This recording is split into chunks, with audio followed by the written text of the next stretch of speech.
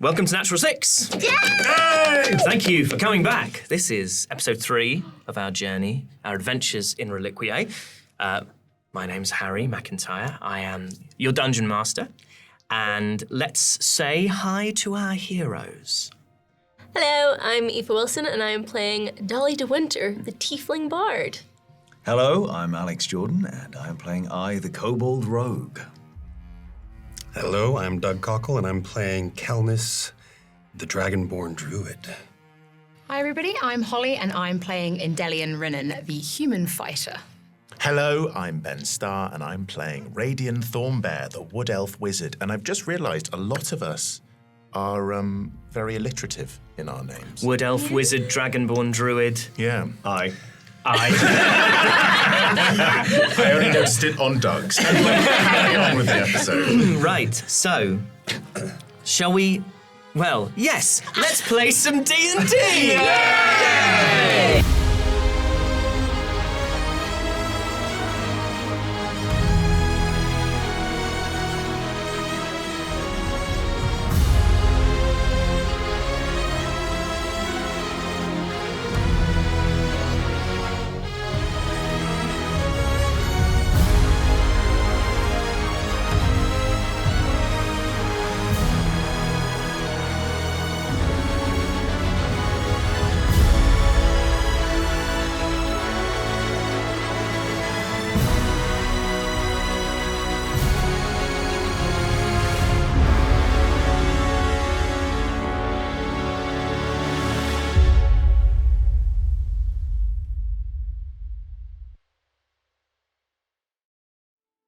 So, strap in.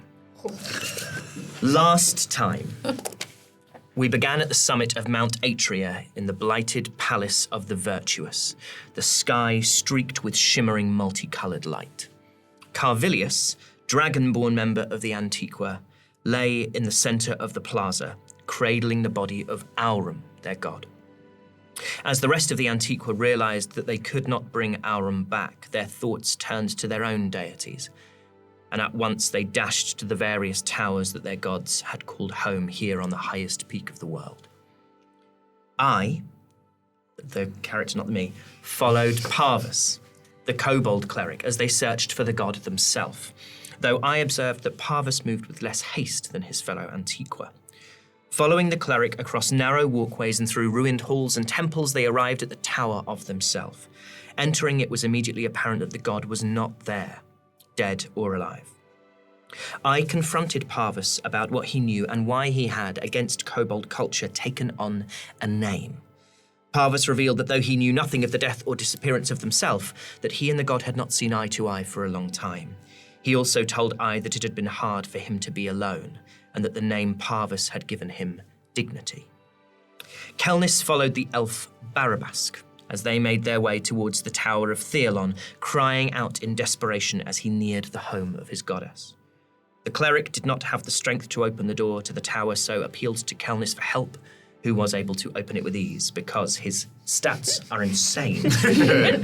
As with the tower of themselves, no body could be found. But the tower had been ransacked. A mural of a great tree towering over mountains, defaced and scarred. Barabask dared to hope that Theolon's absence meant that she may have survived, and disappeared to discover what more he could find out. Dolly and Malachine, or Malachine as I sometimes pronounced it, tiefling member of the Antiqua, rushed to the tower of Alakash, their deity, and discovered his lifeless body strewn on copies of his fables as his blood stained the parchment.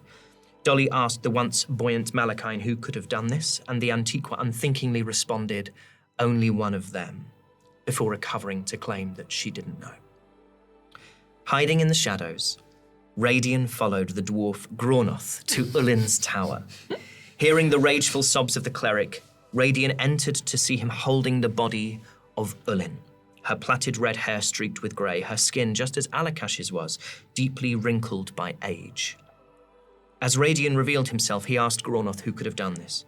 The dwarf replied that they could not speak of it here, but that they should journey to the city of Baroon, to Gronoth's estate, where he would return and explain all.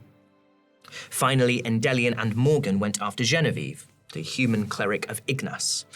On the way there, Endelian questioned Morgan on why the party had been brought here, why the Antiqua had needed guarding when their powers far exceeded those of their supposed guards. Morgan told her that it was due to the sacred nature of the deference, that it was about maintaining the vows the Antiqua had made to forego magic as they journeyed to commune with their gods.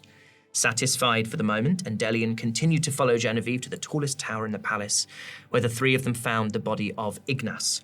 Her once fiery crown turned the colours of spent coal.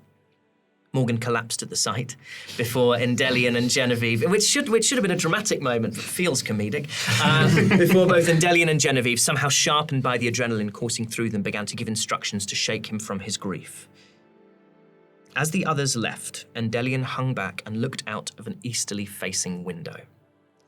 Above the top of the Alanites, the mountain range at the very edge of the world, she could make out a shape beyond the mountains. She called Genevieve back to confirm it, but the cleric fixed her with a stare and told her she couldn't see anything. Endelian, confident that the cleric was lying to her, chose not to pursue the matter further. I, Dolly, and Calnis found magical items in the towers of their gods, a cloak, a ring, and a suit of mail, respectively, but Radian's search proved fruitless. Brackets, Sorry, twice. He did, however, discover the source of magic that had destroyed Ulin's tower and Ulin herself. Thank you. Evocation, and that the magic was either weak or that any spells had not been recently cast. As the Antiqua brought the bodies of the virtuous to the first plaza, the parties gathered on the other side of the palace and discussed their discoveries, before realizing that the light streaking across the sky originated from a small stone chamber. And within that chamber, you found the body of the elven goddess Thealon, her hands across her chest, laid out at the base of a plinth. Dolly recalled that Thealon had formerly been a god of the wild, who had changed sides in the divine war, thus tipping balance in favor of the virtuous. Within the plinth, where the body lay, were 3 orbs, one of pure white light, one black with a flickering ring of blue, the last a kaleidoscope of ever-changing colour. Radian sensed great magical presence here, the greatest he had ever encountered, emanating from these orbs that, as you listened, seemed to whisper.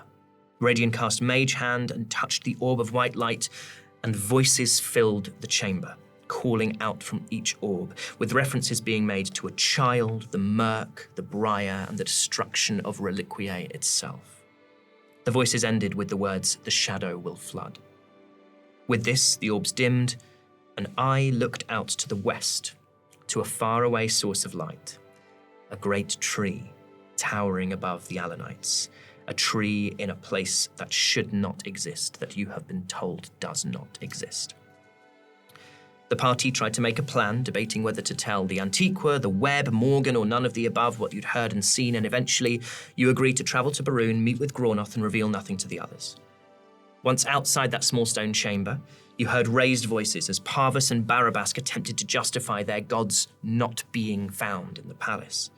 As Runa held Parvus by the throat, Kelnis brought forth the body of Thealon. Himself now became a target for all suspicion, with I interceding on behalf of Parvus, telling Runa, the orc cleric, that she and the others had turned Parvus into something that was not kobold. The tension rising, Graunoth acted as a peacemaker before Dolly, Kelnis, Endelian, and Morgan began to display symptoms of the same blight that had affected the wolves. The Antiqua were quietened by this, and Barabask roused himself, writing a letter for the party to give to Jasmine, a cleric of his order, to ensure that the party would be saved from the blight. He warned you that you may not have long before the blight completely took hold. Genevieve told the party to say nothing of what you had seen should panic grip the populace. After leaving the palace, you returned to the plateau where you did battle with the blighted wolves and discovered one so marred by the blight it could barely move. Endelian put the beast out of its misery as Radian spotted a vine wrapping around what appeared to be a creature. And as the party approached, the vine attacked, revealing there to be nothing within its limbs as the plant life of the mountains seemed to become hostile to you. You quickly dispatched the vine and headed down into the cloud line, emerging into more blight. It was spreading. The first snowflakes ever to fall on the mountain of perpetual spring began to settle on the ground.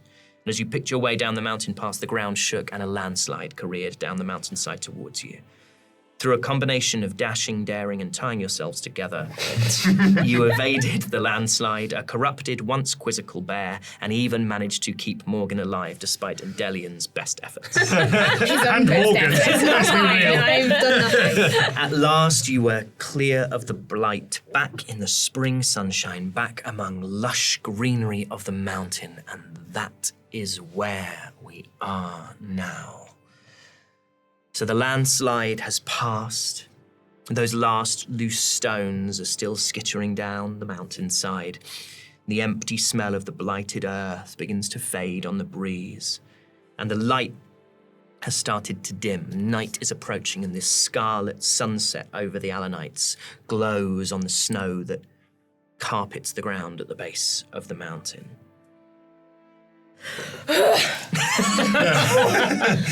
Okay. No more landslides. No more bears. No more wolves. Let's maybe find somewhere to rest. No more ropes either. Yeah, no.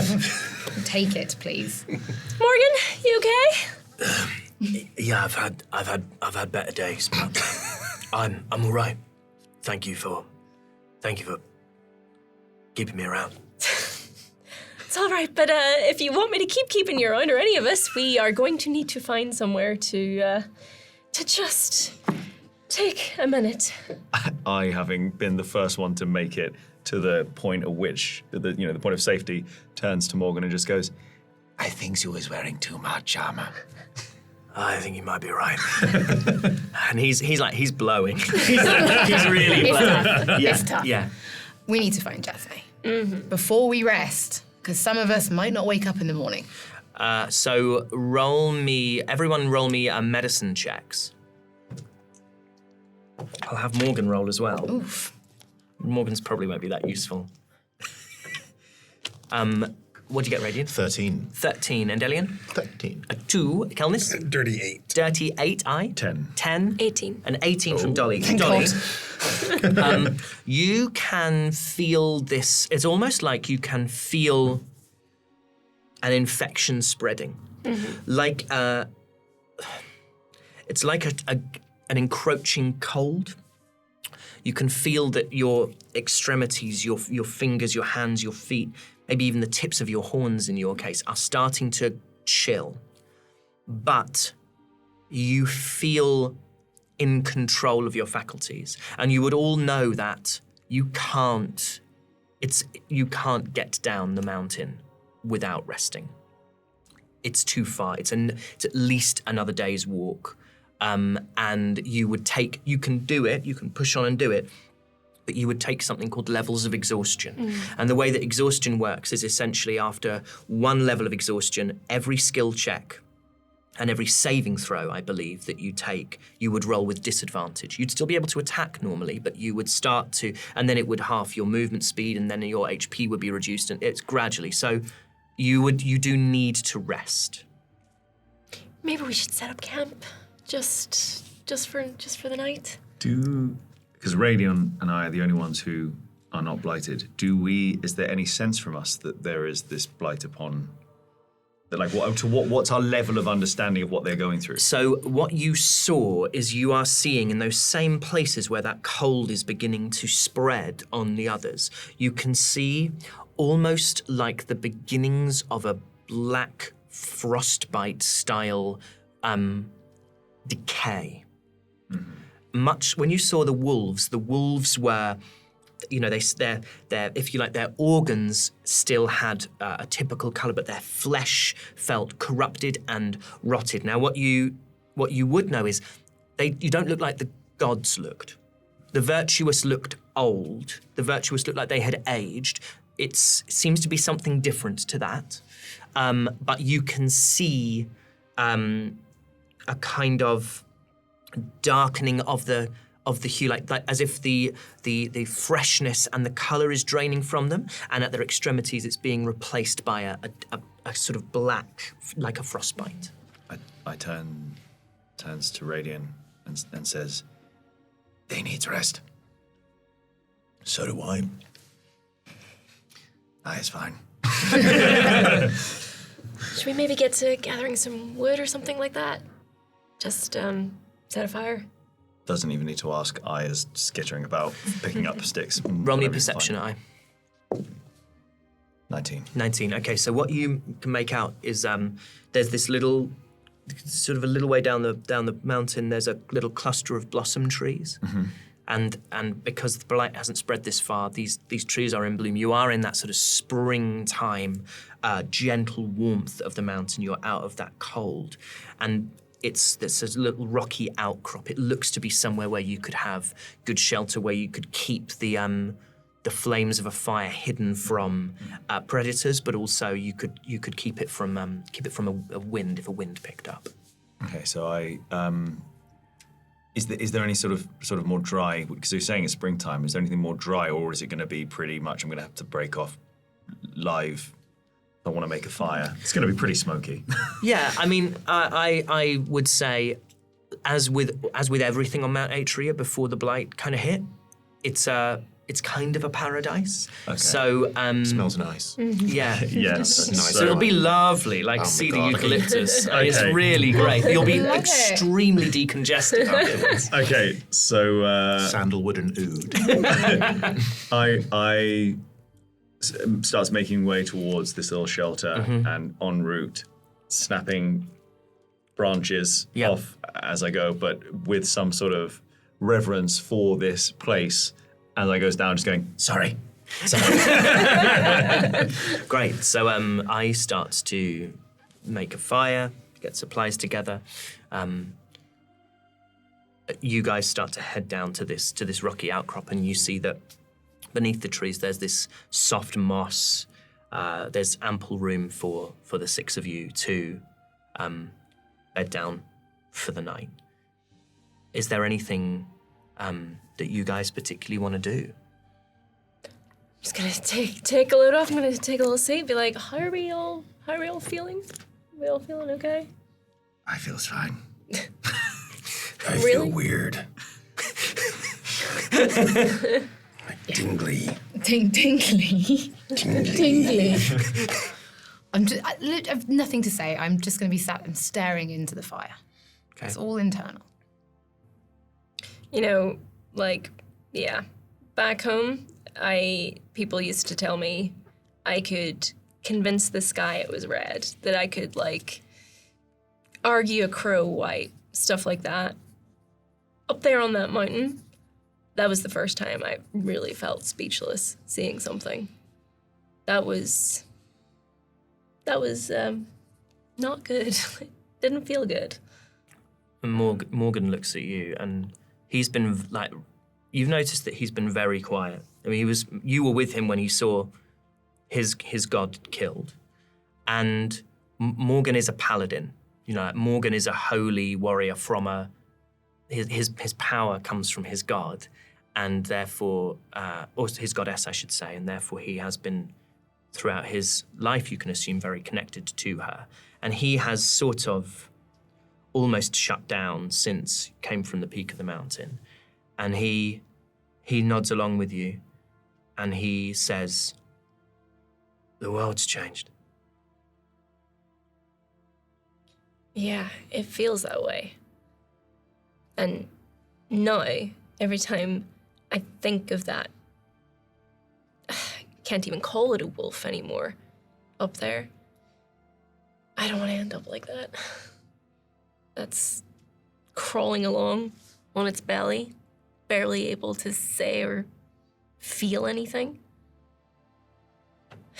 Is that what's in store for us? We won't end up like that. We know who to speak to. And in the morning, when we have our energy, we'll go and find the person we've been told to find. That's our focus. Gronoth told Radian, or was it to all of us? This person. God, I can't remember. Because we had the two different people to go.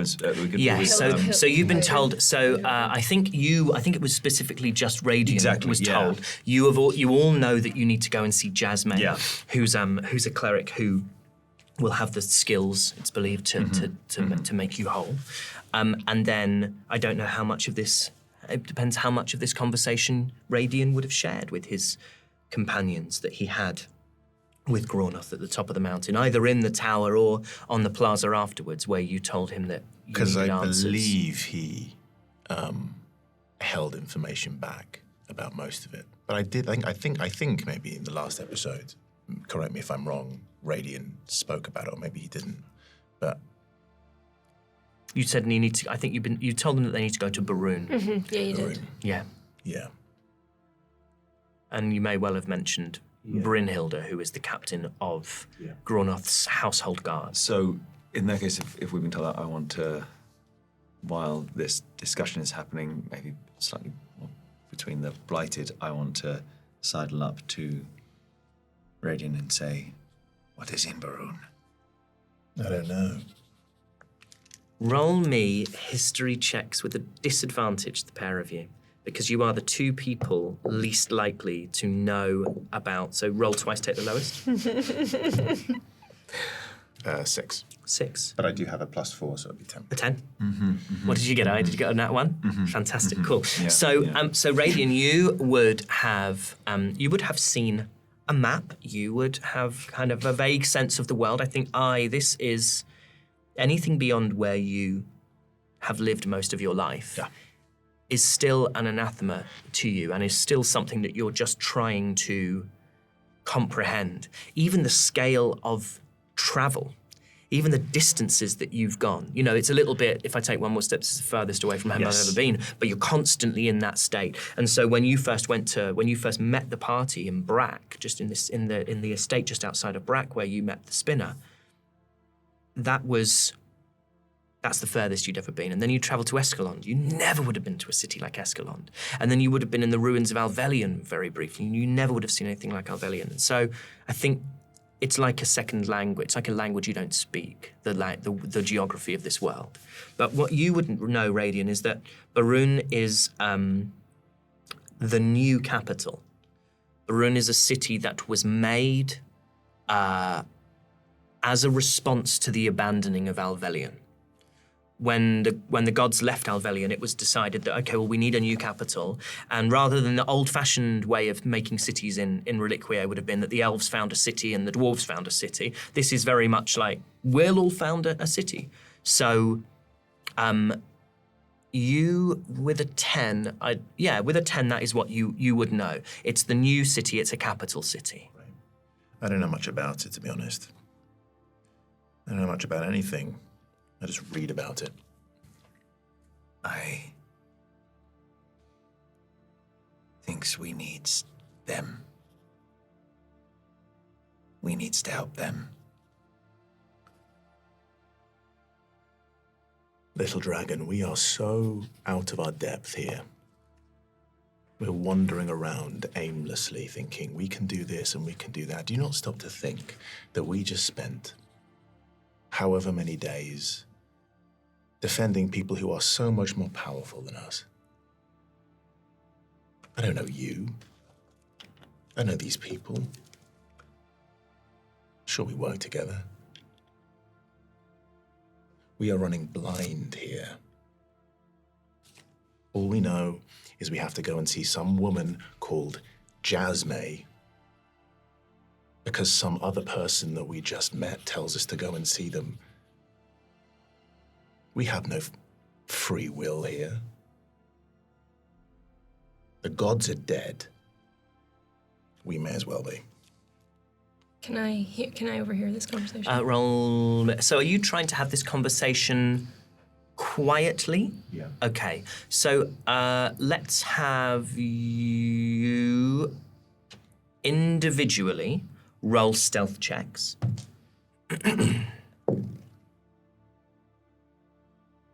Radian? A dirty 23. Okay. And I? I has been out stealthed 18. 18. Okay. So It's happened obviously eventually. your passive perception does not beat that, so you can roll a perception to try and listen in. 17. 17. You can hear, you see that they're putting their heads together. And there are moments when you hear these, that cadence of I.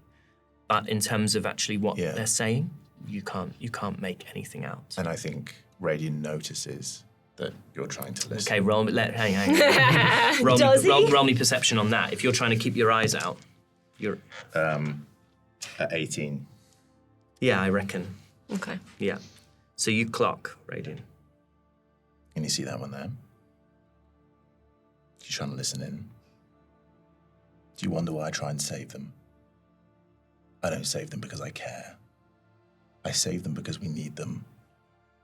Because there's going to be a moment in time when I'm going to be on the floor like Morgan and I'm going to need someone. That's why I keep you around. That's why I talk to you. That's why we're having this conversation. We are not friends. Can I hear that? I saws you. I saws you on the mountain. I do not think this is you. And I am gonna head back over and put a few more sticks on the fire. Roll me one more perception to see if you heard that last comment. Nope. Okay. So, Radian is left alone. Endelian, Kelnis, Dolly, anything in particular that any plans you want to make, anything you want to discuss with one another?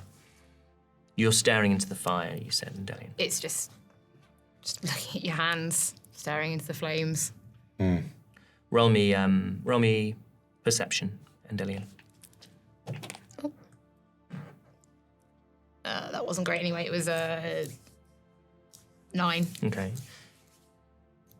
The more you look at the black tips of your fingers, you don't know if it's the disorientation of having this bright firelight behind them, whether it's fatigue, whether it's real, but you feel like follicle by follicle, you can see it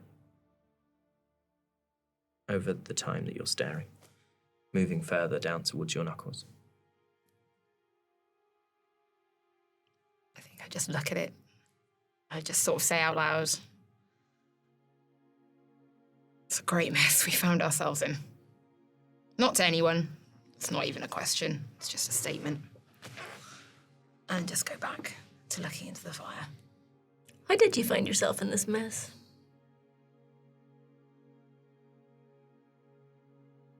I wanted to get away. And this was my way out. Well, that's a sentiment I can definitely understand. I mean, definitely out. And how does it feel? Not sure if this feels better or worse than I thought it would feel. As you're saying that, without looking up, you hear Morgan say, "You're never out. You're just in something else." And does that feel better or worse? I don't know.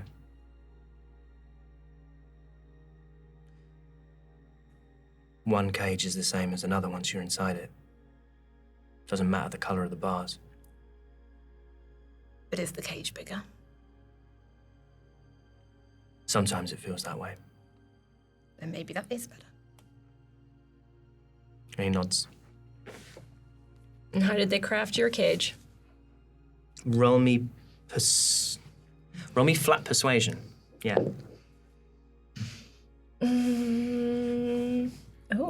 That is 25. You want to hear some Morgan lore? It was some Lorgan. Some Lorgan.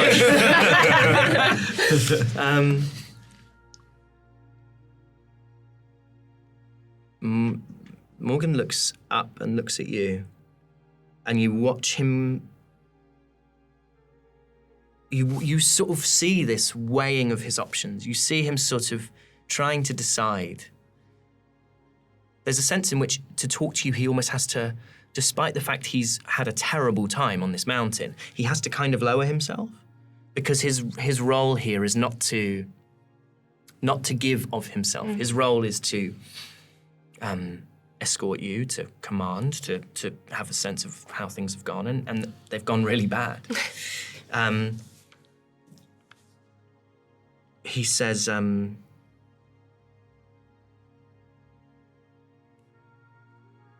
Just like everyone else, I suppose, the web helped me do something I couldn't have done alone.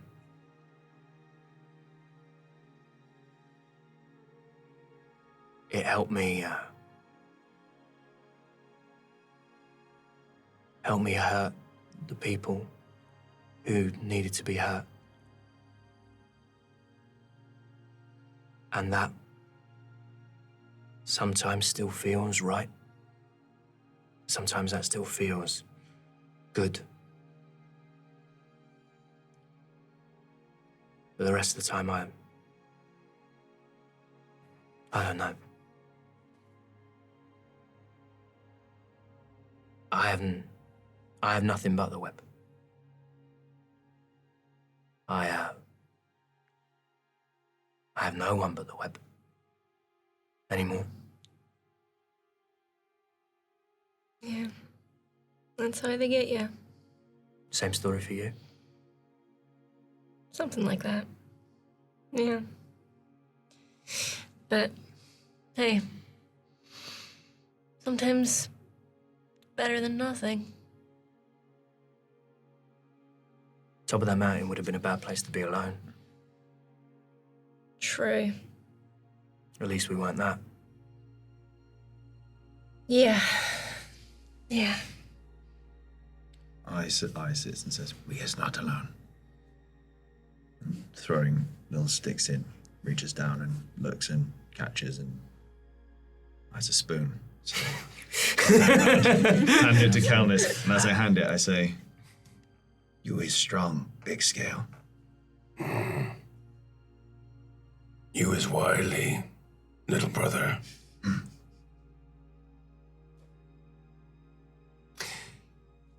I carved the spoon. I've been listening to this conversation. I owed a debt.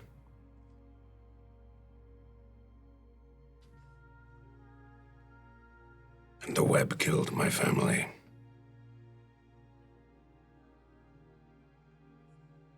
Now,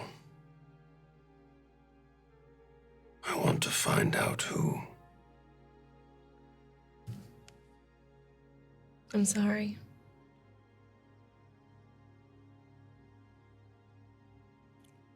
You see Morgan's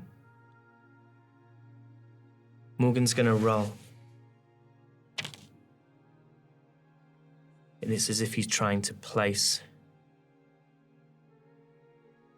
He's high up enough that he would know some of the kind of operations that the web is doing across Reliquiae. He's a kind of bodyguard or a lieutenant of the spinner who is himself the second in command, second only to the Spider Prince. And as you say that, you see him sort of looking at you. And then he says, "I can think of very few Dragonborn that were on the list." It was not Dragonborn who they killed. And then he nods, goes back to silence.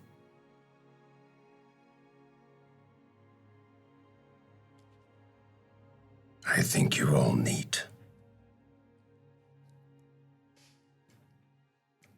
Cheers.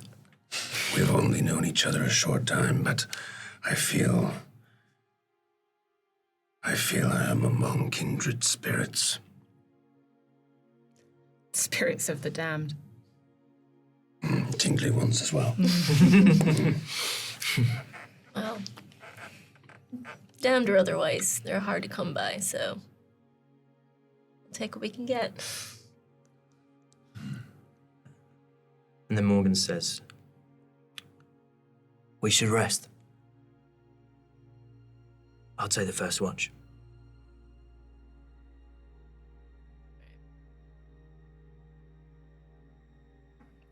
Oh no.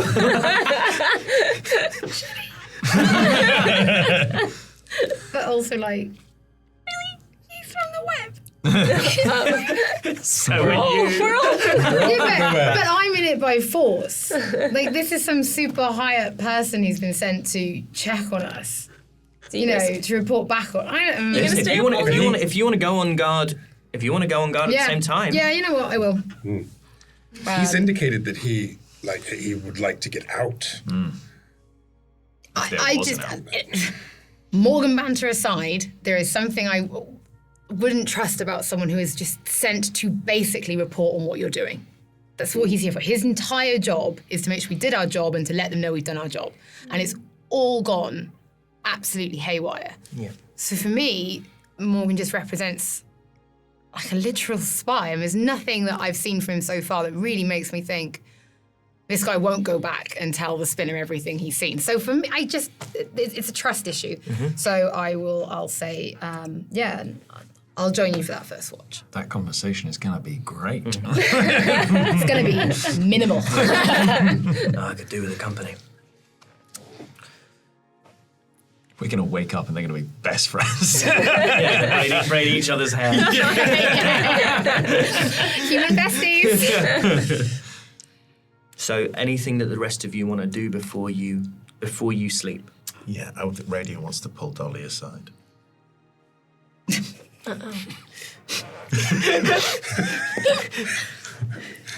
So he goes up to, can I talk to you for a second? Yeah. Thank you for today. For what? I find it very hard to connect with people. And it was nice. This was nice. And is that the daisy chain? The daisy chain. So he points to the daisy chain up and it's just something about it. And he goes, this was nice. Why do you find it hard? I don't know. I don't know how to feel. Sometimes. I don't know how I feel sometimes. It's like every emotion that I have is like hitting my head against a brick wall to figure out how it feels. And I'm scared. Because you're still figuring stuff out? Yeah. Put it this way. Don't have a past, you can't be burdened by it. Can I tell you something? I don't really sleep. I can't sleep. When we all go to bed, everyone says good night, and I lay awake for hours. And then when I do get to sleep, I wake up 2 hours, 1 hour, because I hear these voices. And it's probably why I'm quite moody in the morning. I just figured you weren't a morning person. No, I'm not. Yeah. But I can't. And I need to tell you about something. I don't want you to tell anyone else. And then he casts minor illusion. And so in his hand, he casts this kind of image, and this image of these deck of cards just kind of like appears in his hand. And he goes, when I was found on the shore, the only thing that was with me was this deck of cards, bone dry. And I don't know how to explain it, but it whispers to me. It screams anger, pain, joy, everything at once. It's painful, it's joyful. I don't know what it is. And it scares me. I haven't looked inside. I don't know what to do with it. That? And- I'm sorry. No, please, Dolly, please. You go ahead. But I don't want them to know. No, that's... Your secret's safe, but the way... When things start calling to you, to me, that suggests power. And there's usually no escaping that forever. And all I would say is, and she's gonna touch his wrist lightly where the daisy chain is. What made you put that on your wrist? Trust that. And I'm sure you'll be fine.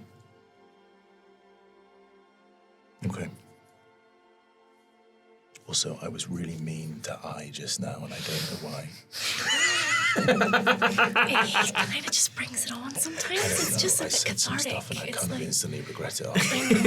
you know, he takes it all in good humor. He just talks a lot, and sometimes I get angry. It's really funny as well. Try putting spoons in his bag. It's really I is lying down, just literally just staring at the stars, just thinking about that. A single tear. Our Paul is a puppy. And then, so he just kind of, and as you go, he just kind of just touches you a little bit and goes, please, don't tell them. Oh.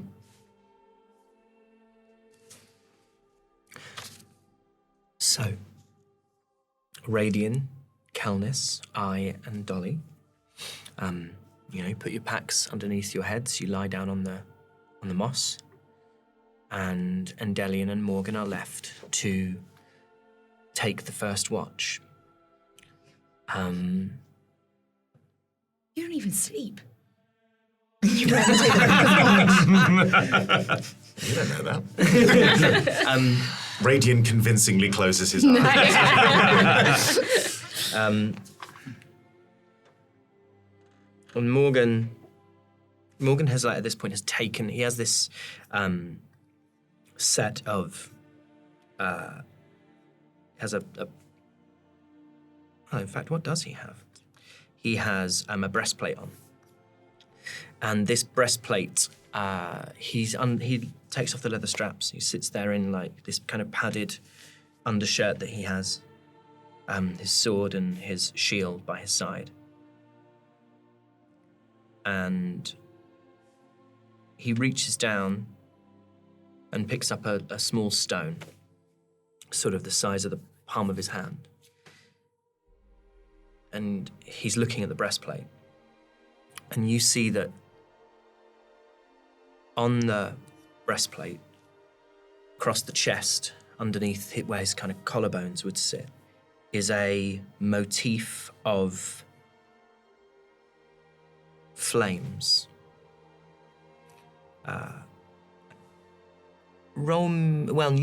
would know this actually. This would be so much a part of the kind of everyday fabric almost of the world.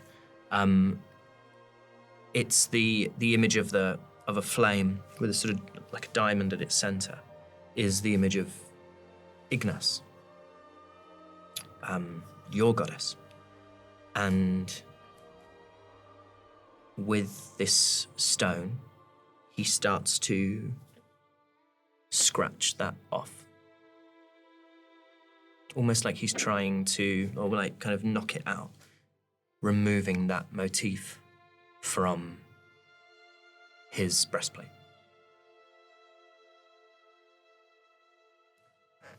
I think I just sort of leave him for a little while, just watching it, doing it, and then eventually I'd break the silence and I'd say, seems a little soon to be erasing your god, does it not? Morgan looks up and says, I will not take lessons in faith from you. You never bowed your head during the rites.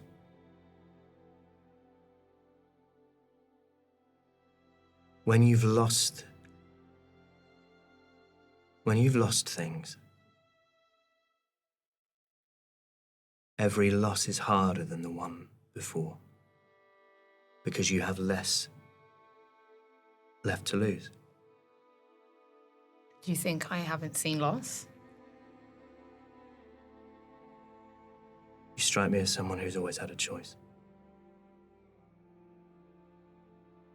To make a choice, I had to let go of everything that I was and everything I was told I was going to be.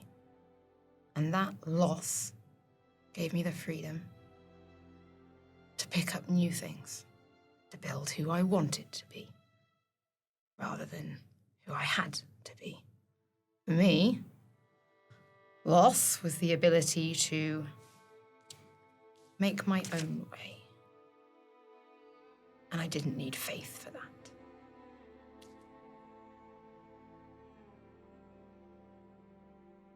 He says, like it or not, you're here because she made you. Your faith, or lack of faith, is inconsequential. But now she's gone, the light's gone out. And a darkness will follow. And he looks at the flames that he's bashing out. He says, I wouldn't be the only one still burning when that darkness comes. That darkness might come. But that's what I have a sword for. That's what I use mine for too. And I guess we have more in common than we first thought. But religion isn't one of them. Not anymore. Then come and join me on finding what it is that you want to replace your loss with. I'm not sure I have the power to choose. I don't like the idea of being that weak. You find strength in different ways, from different sources. I hope I have a chance to show you that I'm more than what you've seen.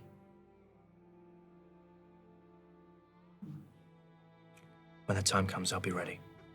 And with that, he puts the breastplate down and he walks off into the dark. Like looking at the fire.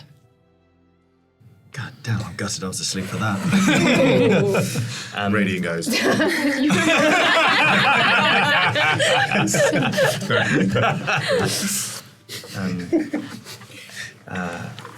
Okay.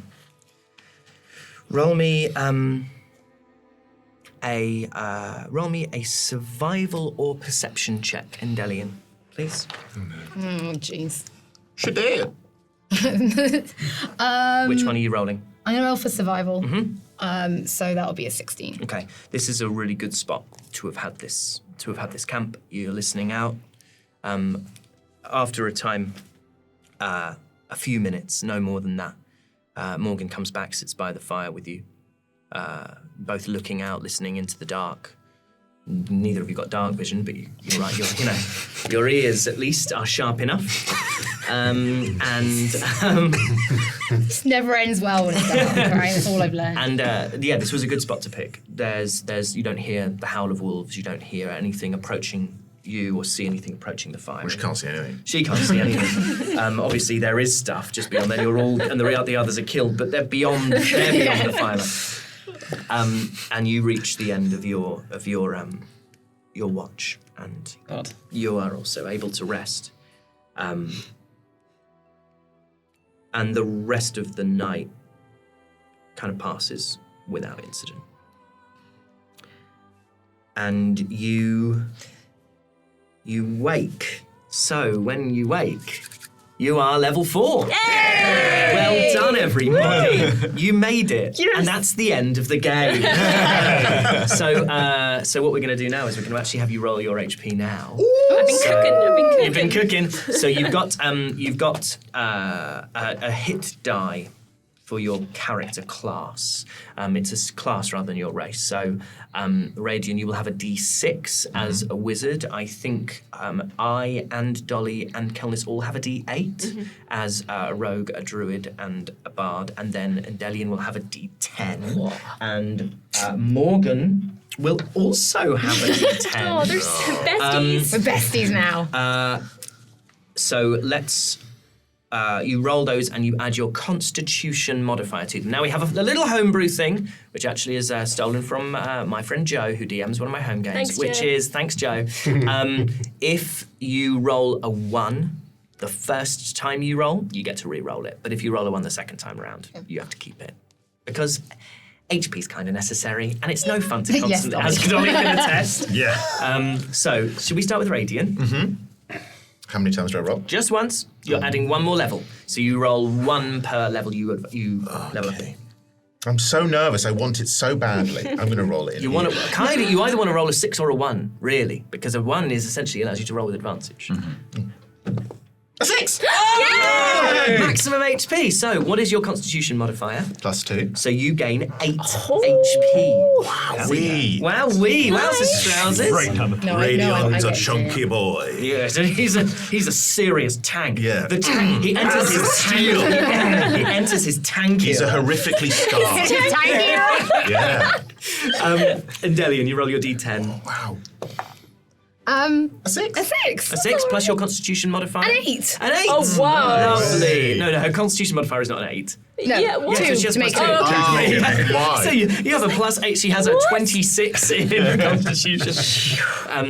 Kelnis, really nice. why don't you roll your D8, please, and add your Con modifier. 5. 5 3. +3. Yes. So it's an 8. 8's all round. This is. I want an I 8. love the fact You that want you're an going 8. I'm last. obviously going to go. This is gonna go. Really, we needed you to go first to give Yeah. some of the sort of luck in the room. Okay. Go ahead, I.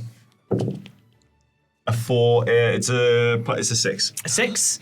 Would you like Morgan to go before or after Yes, you? well, Morgan is first. I can't bear it. Morgan rolled an 8. Fuck's sake. Plus Morgan. 2 is 10. Morgan. Finally, Morgan. Good God, Morgan. Come, Morgan.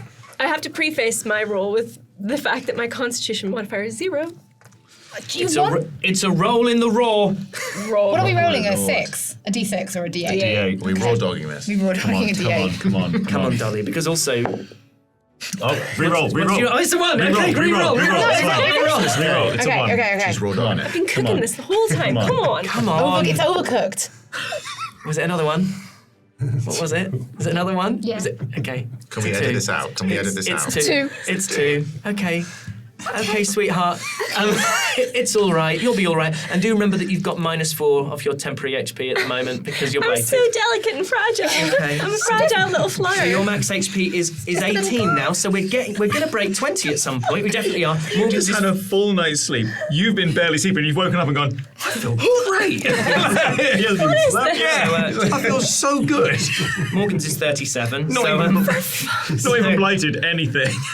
Oh my god. okay. I'm 34. So what I would remind you guys, and I don't have the exact numbers of what it was, but one of you, those of you who are blighted also had a minus to your max HP. Mine is So -4. Yours is -4. I think one of you had -1 and one of you had a -2. I'm -3. You're -3, and so I think Kelly you had a minus. you That had a was, it was -1. 2, 3, 4, I think. 2, 3, Yeah. 4. Great minus. I was a minus, so the blight is giving me, so my max HP is now 34, but with my minus, so I max 31 is all I can have. Rest, you'll be fully rested. Okay, and so what I would now like to do is I would like all of our blighted fellows to roll another Constitution saving throw. No, it's how blight works. So it's a Constitution saving throw.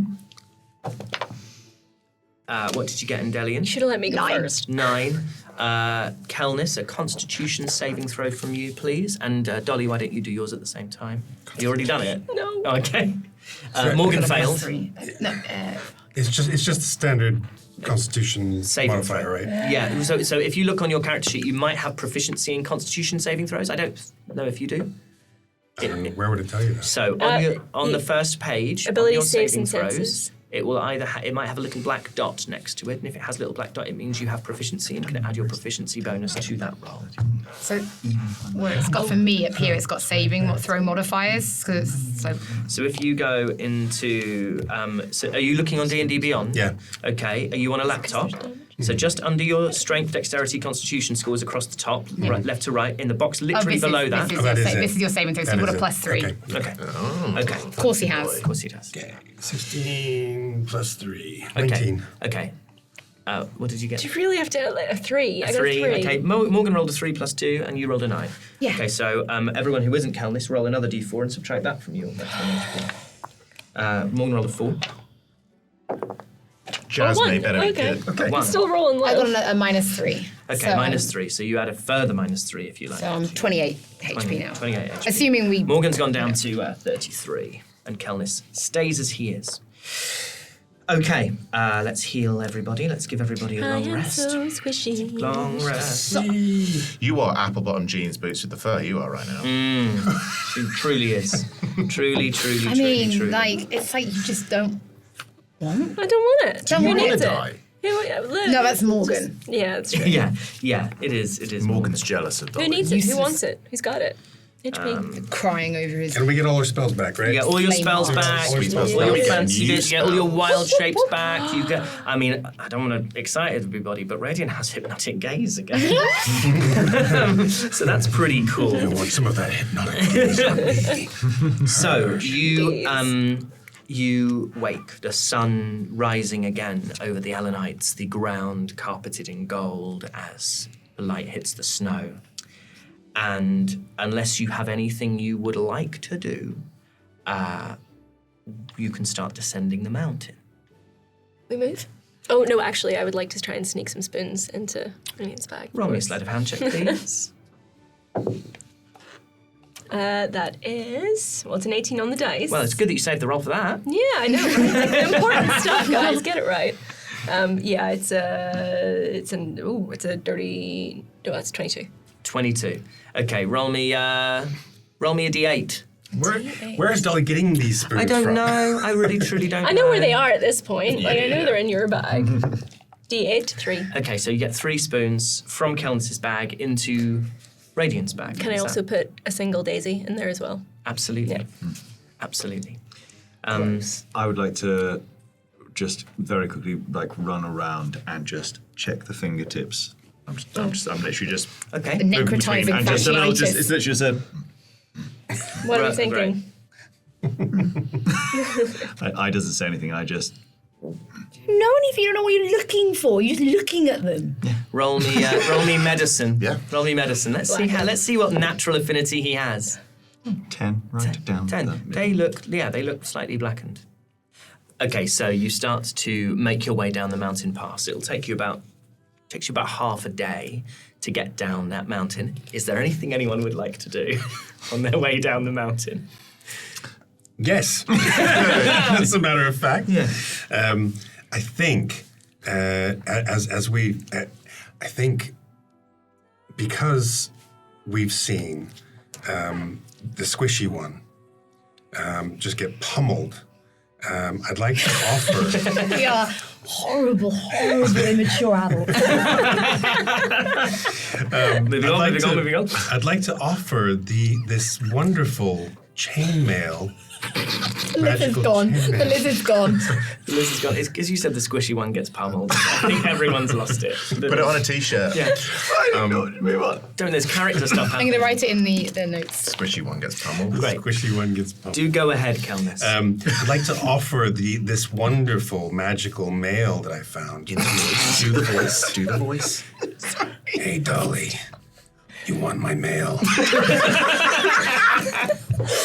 Back on track. The thing you were Found this cool mail. I can't take that. Well, it's okay, because you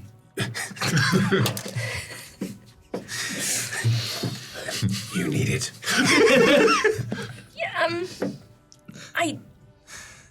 what I'm gonna do is I'm gonna borrow this with tons of gratitude, but I will give it back. Okay. Okay, Thank you. I still owe you a spoon. You do still owe me a spoon. Okay, as long as we're cool. Thank you. So that is Elven Mail, which increases your AC by 1, and you are considered proficient in it, even if you lack proficiency with medium armor. AC's a whole 14. Let me amend my sheets. 14, my goodness. So, as you descend, you have this sensation of leaving spring again and moving back into cold, but moving into a natural cold. The air begins to chill, and winter, as you reach the base of the mountain, has gripped the land. There's snow thick on the ground. More has fallen even since you first began your ascent. And after the eternal spring of the mountain, this cold air it's almost like falling into water, and your steps are sluggish in this powdery snow. And ahead of you is a collection of tents, great, vast tents that you saw from the top of the mountain. The bright colours of the Festival of Benediction, which are made more vibrant against the stark white of the snow. Everyone roll me perception checks, please. 17. 17. A 6. A 6. Kelnis? 18. 18. 12. 12 from Endelian. 14. 14. And a 13 from your boy Morgan. So, I think maybe with the exception of Dolly, who's struggling a little in the cold. It's that heavy chainmail. It's a heavy chainmail. She's really, actually, she isn't proficient in it. That's insane. It specifically says she is. You have to take it off. What does the chainmail look like? It's interlocking silver rings. Do I know what chainmail looks like? What It's is this chainmail? It's just a bra. This is D&D. It's like it's neck. It's kind of up to the neck here. A little sort of slim suit of. So she's looking very Milan fashion week. I'm right wearing now. I'm wearing my jacket over it to be clear. Yeah, So and it has these little swoopy. It has little sort of swoopy shoulder, just tiny little swoopy shoulder plates. Very Very beautiful. Bottega. Oh, so it's even maybe Oh, more Met yes. Gala. Very Yes. Bottega. Yeah, yeah, very yeah. Met Gala. Yeah. Maybe. Heavily bodies. I'm feeling myself as well. Like I've had a rest. We're but the I'm like- You're freezing, but Mugler you're feeling Spring it. Yeah. 95, recently worn at the June premiere kind of vibe. Do you know It's what as well? giving, it's With, giving. with the little blackened fingers as well, it's really Met It's Gala. giving, Do you know what I mean? it's Met Gala. Anna yeah. Wintour sitting there with her shades on and goes, "You, darling, come here." And Lips then- not pursed. Yeah. Yeah. Well, no, exactly. Funnily enough, Listen, Harry, the only weird thing is when you just essentially say my notes verbatim, it makes me wonder. Harry, Like if first. you're not gonna have this kind of attention to detail to the world, Leave. then we're just gonna have to do it for you. If you're not going to put any effort into world building, Harry. So what you guys can see and hear and smell, you can see that in the joints of this of these canvas tents where they overlap, little curls of smoke drifting up towards the sky, and you can smell it when the wind kind of blows, the breeze blows in the right direction. You can smell like roasted meat, and you can hear every now and then across the wind a cutting sound of a flute or the beat of a drum. It's like moving towards. You feel like you're moving towards life after so long in this sort of stasis and darkness of the mountain. And these preparations, by the time you get closer, are well underway. And there's dozens of workers. They're wearing these robes of rich blue, and they're constructing a wooden stage under the first of these tents that you reach.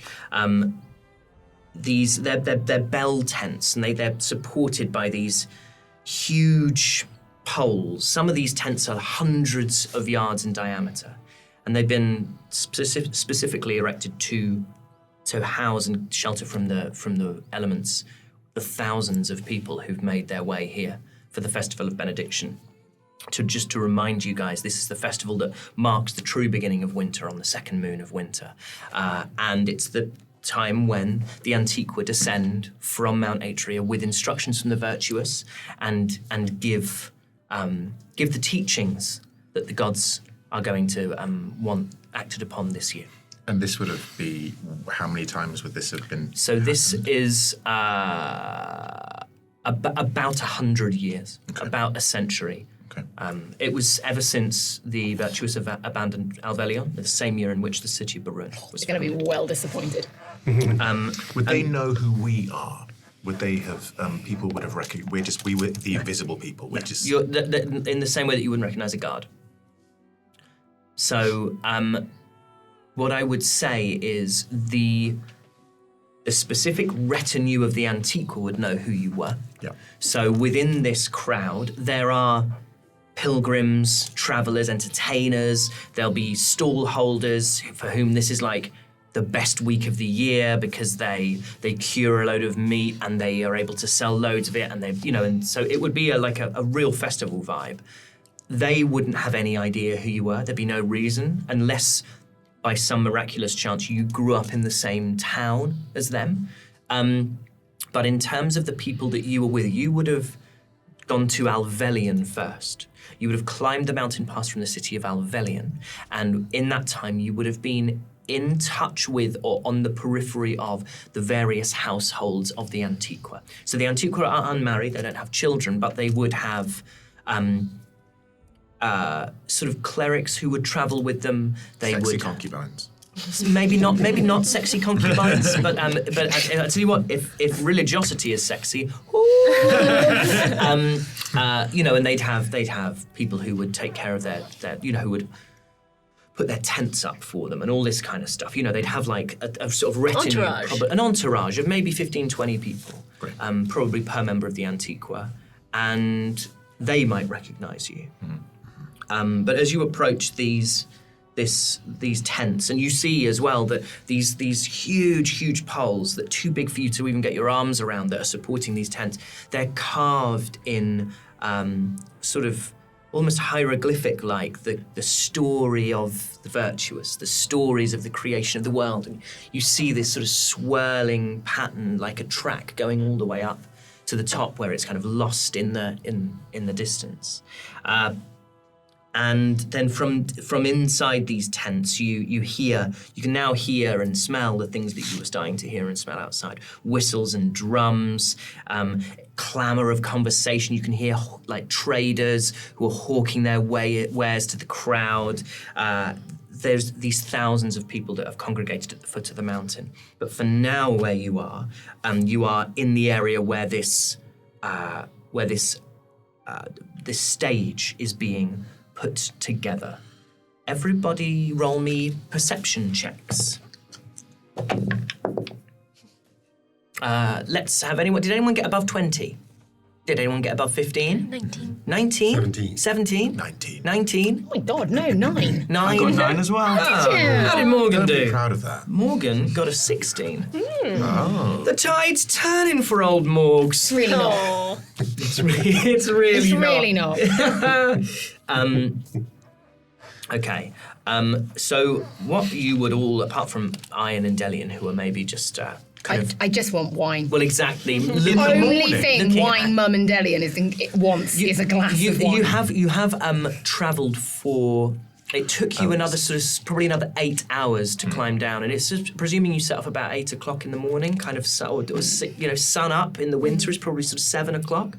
So The morning of the afternoon. It's the morning of the afternoon, the afternoon. Yeah. 5 o'clock somewhere. Yeah, and it almost is here.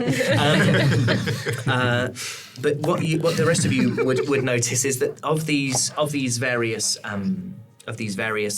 blue-robed attendants who are building stages and ensuring that there are some figures in the colours of the Antiqua, and you see various clerics, and one of the clerics is a very, very slight, very short elf with lots of curly brown hair, who seems to be instructing these attendants. I said, right, yes, put that one needs to, hang on, wait 1 moment. Yes, so well, they're going to come down, aren't they? So we need to think about where they're going to... Hi. Hello. We're looking for someone. I wonder if you can help us. I know you're really busy right now, so sorry to interrupt. Okay. She looks at you. She's wearing the green of the Order of Theolon. She's wearing those green, the green robes of Theolon. And she looks at you and looks at you see that as you're sort of putting your hands in front of her, she looks at the tips of your fingers, this blackening at the tips of your fingers, and she says, "My goodness, whatever is wrong with you?" Oh, it's nothing to worry about. Just feeling a little unwell. We wanted to talk to someone called Jasmine. Yes, Jasmine, of course. She's of course. I can find you, Jasmine. Is it just yourself, or? No, some of my friends too. And the rest of you approach, and she sort of looks up at all of you and nods, and then clocks Kelnis and clocks Indeli and clocks Morgan. She says, "Well, goodness, what is it that ails you? You seem to be..." And she says, "We can swiftly take care of this." And she casts Mass Healing Word. And just as you saw before, this energy, this kind of green light, this emanates from her fingers, and it creates these little blooming, twisting vines with flowers that bloom, and that you watch as those vines run up the palm of your hands into your fingers. The flowers bloom and then they immediately die, and the vines die and they retract back from your wrists. And she says, "What on earth is this?" Can we step somewhere a little bit more Yes, private? of course. And then she shouts,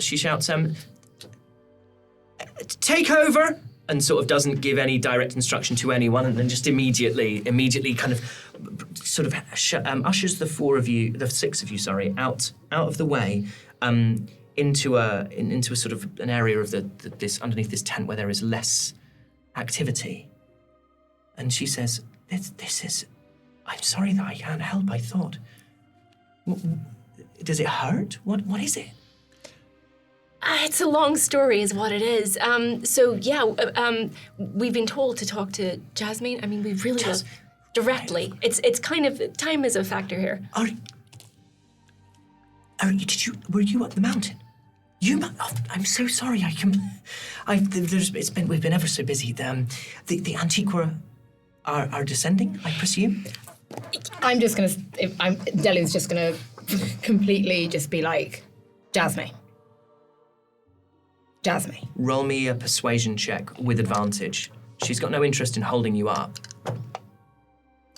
With advantage, it's not great. No, it's only gonna be an 8. An 8.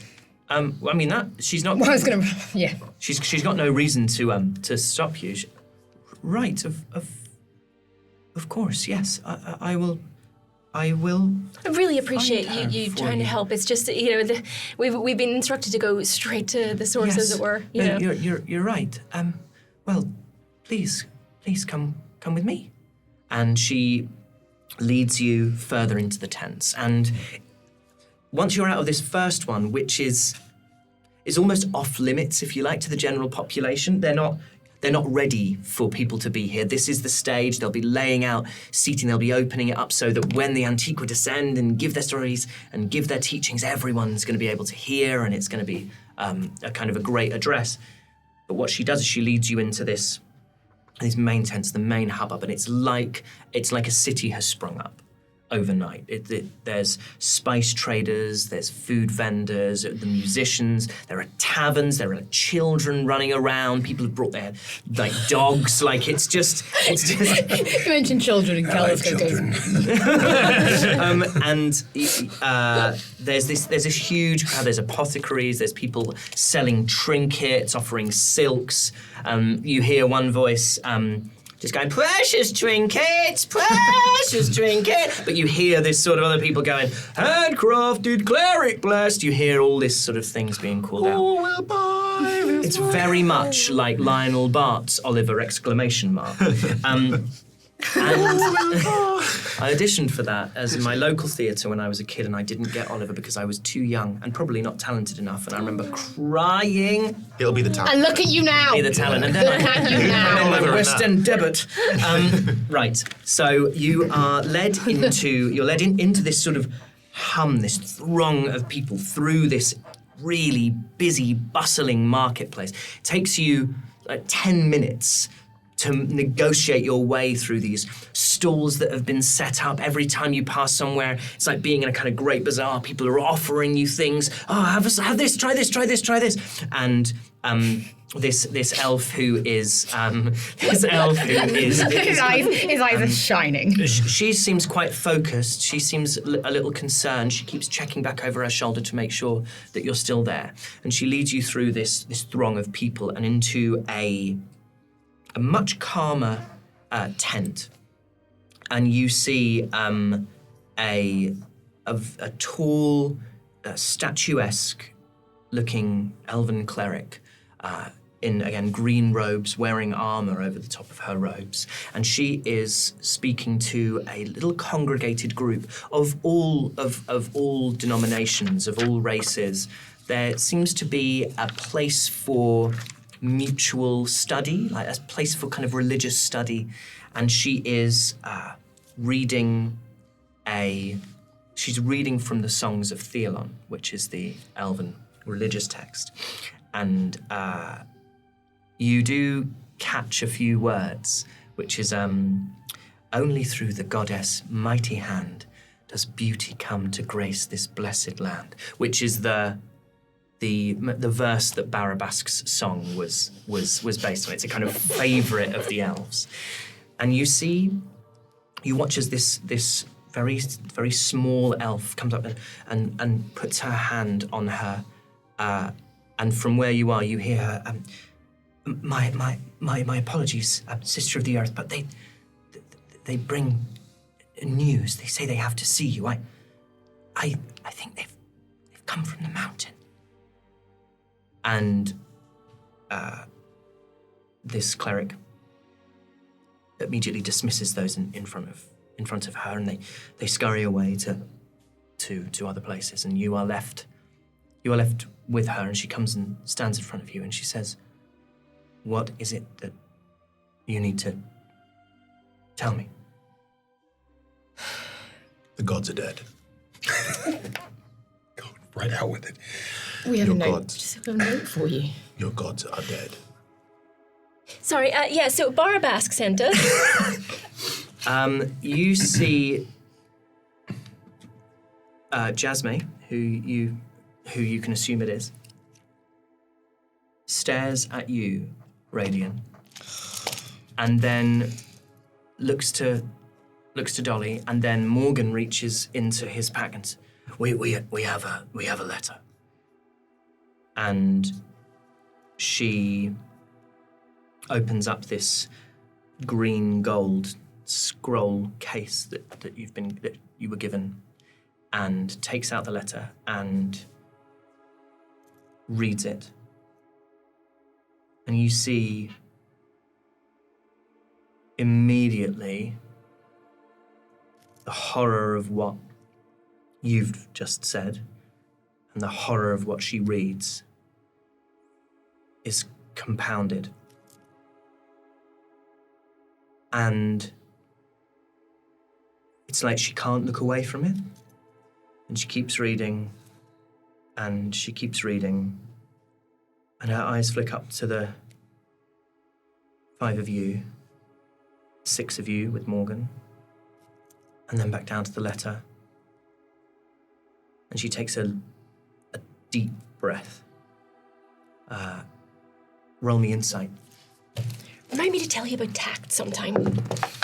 So many lessons. Anyone got higher than a 20? Anyone get higher than... Oh, go ahead, Cal. 22. 22. Anyone get higher than a 15? Okay. So, Kel, she is spun out by this. Like, her world has just collapsed. And she's looking at you with pity and with fear. It's hard to know if she's frightened of you or frightened by what she's read and heard, but she's looking.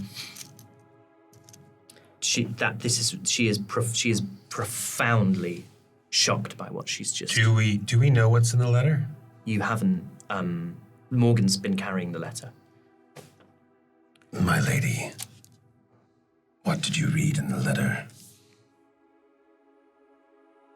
That the gods are dead. And that the mountain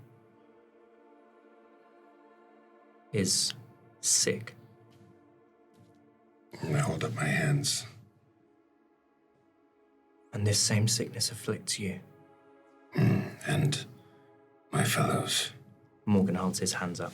I'm sorry we couldn't have broken that to you more gently, but No. Sometimes it's better to rip the bandage off, and she looks at Radian. Well, do we know how this spreads? it seems to be if you come in, I don't know much about medicine or this kind of sickness, but I think it seems to be spreading from the mountain. Okay. She takes a deep breath, she closes her eyes, and she whispers something to herself. Do any of you speak Elvish? I do. You do. Okay, so you would hear. She whispers a little prayer in Elvish, and she says, "All things must bloom and bud, so too must all things fade. Songs end, poetry falls silent. Once wild, comfort me in loss." And certainly those of you who have been really familiar with Elvish and really familiar with the teachings of Theon, this is a kind of. It's almost like a Hail Mary, but of grief, if you like. And she says, "We need to ensure that people don't get too close. We don't know. We need to take you away from here, somewhere where we can understand what to do." And she gestures to a nearby guard in plate, and she says, "Matthias, bring some guards. We need to escort these people from here. We need to take them somewhere where we can remedy this." And she and this guard nods, and he gestures, and a few others come and attend. They're not. They're not. You can roll. Insight, Radian. He's a very insightful gentleman. 18. Okay, you don't feel under arrest. Okay, great. She said she needs to keep people away from you because she doesn't know how this is spreading. And so she leads you. She turns to the other elf and says, "Thank you, Pollyanna. That will be all. Tell the others that spells must be prepared to save the mountain. Don't ask any questions." And this little elf just, right, yes, well, I'll tell the others. And nods and, Thank you. "You're welcome," and disappears back towards where she was before. And Jasmine leads you back into the tent where you were, through the market, and then through a tent that's much more sparsely populated. It's almost like there are these attendants in white robes who are taking to sort of new people who are turning up to be part of the festival. They're checking sort of the traders have got the correct paperwork. It's much more clerical. And then she leads you out of the tents, and you're just on the edge of the forest. She starts to lead you towards the forest. And the sounds of this festival and the life within the tents is fading, and the smells of the meat and the noise and the smoke is fading. And she leads you into the forest canopy. And there's even though the snow has fallen, the forests here are so thick that there's still very little snow on the ground into this area of trees. You hear bird song. And she sort of turns and looks at the six of you and says to the guards, I need some space. And she looks up at the six of you again. She says, I'm sorry. And that's where we're going to take a pause. I knew it. Jasmine has just said, get behind me, I need space. She looks at the six of you. She says, I'm sorry. I'd like to now figure out where you are. On this little map, where are you? Ladies and gentlemen, pop your Where would you like me minis to place you? into reasonable places. I can help if you don't want to climb on the table. But if, however, Hollie, for instance, you want to climb on the table, do feel free. I'm just going to make sure you're within a square. Hollie, while you're up there, Yeah, where do you want to be? Excuse me? Where do you want to be? Here? Here? Yeah, somewhere in there. Somewhere in there. Oh, of course you bloody are. I'm at the back. Yeah, just make sure you're within squares. Brilliant. So you are about 20 feet away in Delian, 25 feet for Morgan, maybe 30 feet for Kelnis and Dolly and Radian, and I think I is probably 35 feet back. And as she turns and says, I'm sorry, she is going to cast... Everyone roll... I'm trying to think. She probably would have tried to figure out who the strongest of you is. Just roll a d20. She rolled a 1. Who rolls closest to a 1? Me. What do you roll? A 1. A 1. She's going to target... she's going to target Indelian. good. If she's wondering who the strongest is. Yeah. So she just she stayed looks silent. at she looks at you, Indelian, and she says, "I'm sorry." And she casts Guiding Bolt, which hits you for 14 damage. Pow, pow, pow. 14. A flash of light streaks towards you, and you take 14 radiant damage. The saving next throw on attack roll against you has advantage, and you are glowing with a sort of mystical light. Everybody roll initiative, please. Wow. So I'll call it rather than have everyone shout it. Did anyone get higher than 20? Okay, 15 to 19. Oh, sorry, I did. Yeah, I that's got it. 21. Sorry. Okay, so Dolly, at 15 to 19. What did you get? 18. 18. Okay. 10 to 14. Sorry, I got a 16. Sorry, Yes. I rolled 14 plus 2, so 16. Okay. Sorry. Don't worry. We're all very nervous. Yes, we are. You know what's nuts is I write the name, I write the letter of your first name in the order. So I get the kind of K, blah, blah, blah, and I've written Die is what this spells, D-I-E. So then after that is that. Then 10 to 14? 10. Great. So that is this person, then that person, then that person, and that person. Then Kelnis, then what did you get, Radian? 7. 7.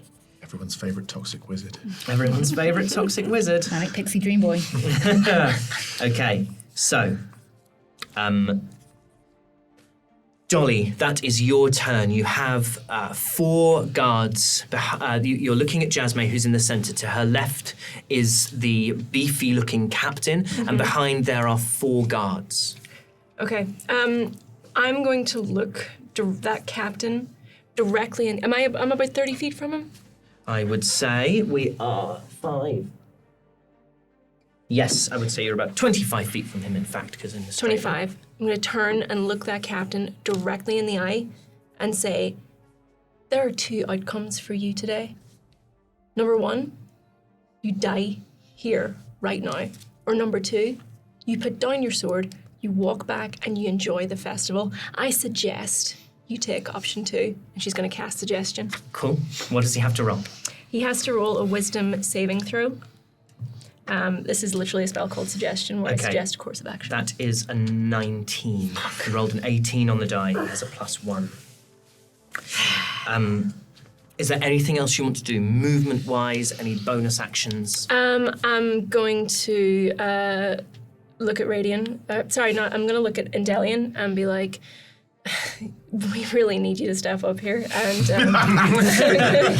it's my turn.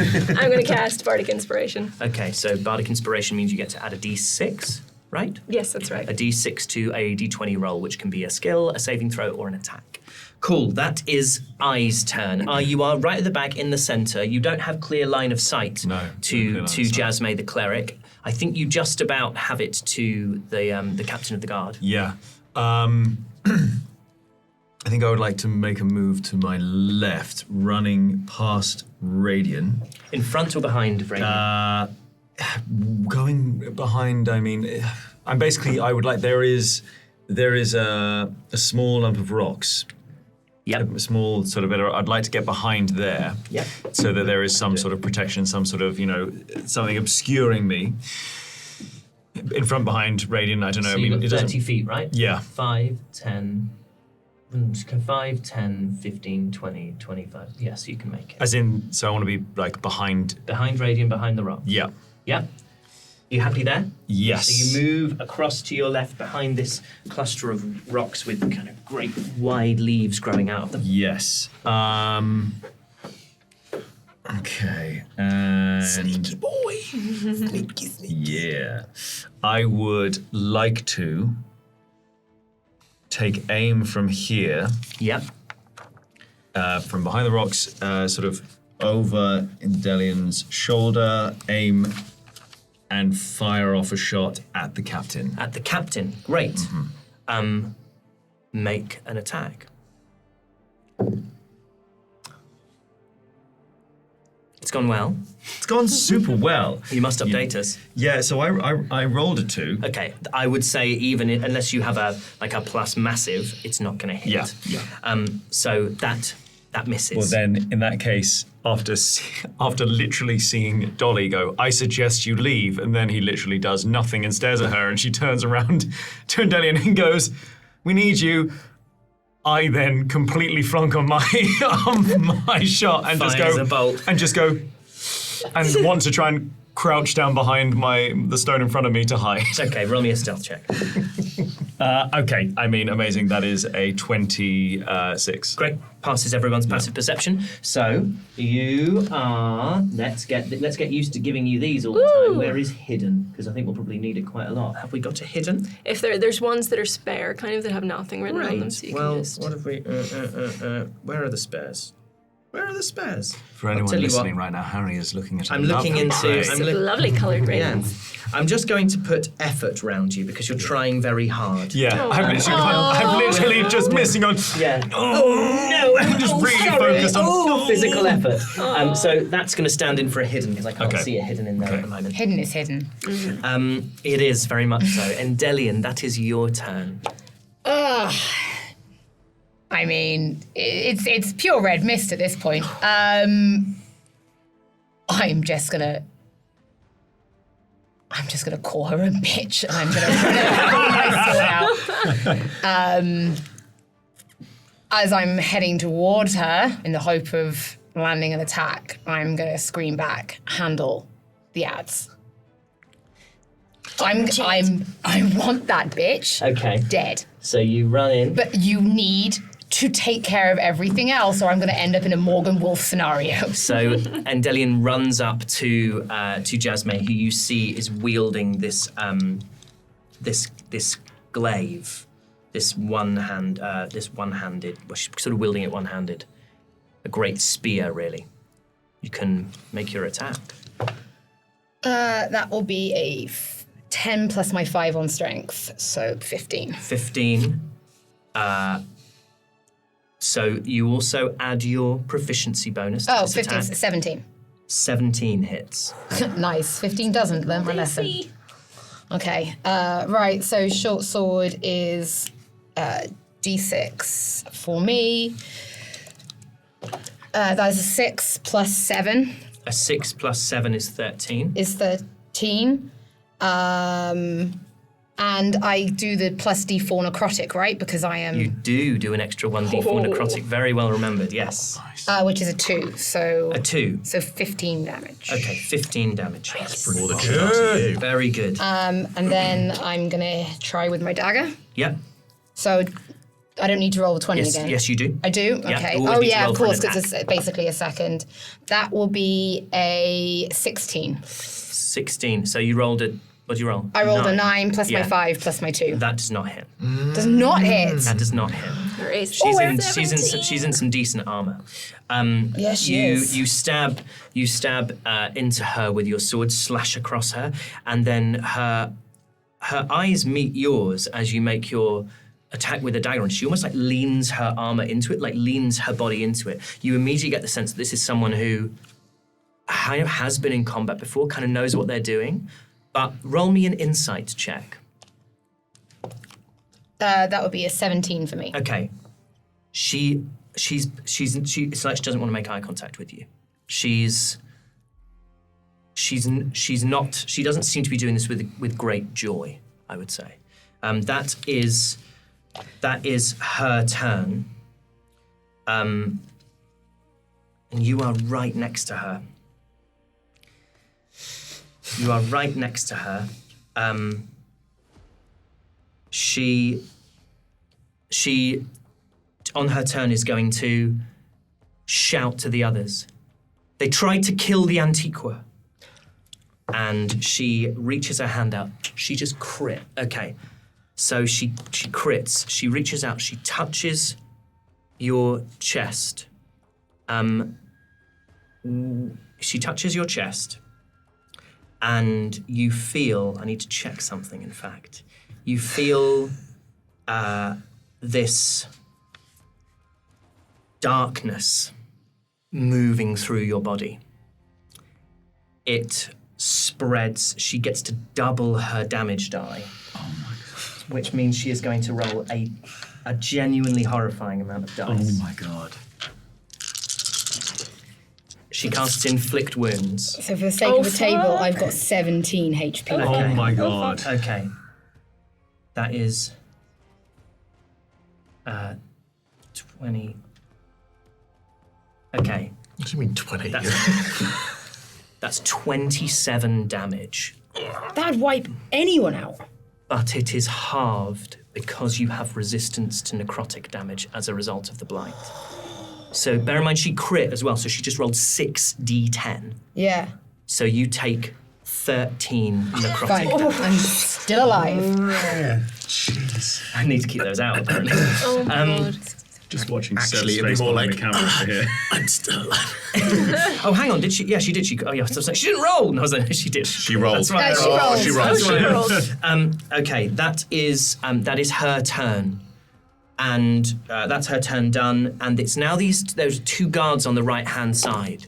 They've just heard that you tried to kill the Antiqua, and they are going to... They're going to want to get involved. So they are going to see... They can get to Morgan. So let's see if I can get both of them to Morgan. So we can move 6 squares. We can go 1, 2, 3, 4, 5. That gets into Morgan. And then this one, 1, 2, 3, 4, 5, 6. Doesn't get him to Morgan, but it gets him halfway. So these two guards dash down what is their right flank, your left, past where Eye is hidden behind the rocks, and they go towards Morgan. And one of them is the first one who's there is going to take a swing at him. That is an 18 to hit, which is Morgan's armor class. So they're only using spears. These aren't huge, beefy boys, and that one is wielding it one-handed. So that is 4 damage to Morgan. who starts here and now has that many. And then the other one just uses its turn to... he's not going to get any closer. I think he's going to sort of keep his distance and see if he can assess as someone else moves. That is now Morgan's turn. Go on, Morgan. Morgan turns to this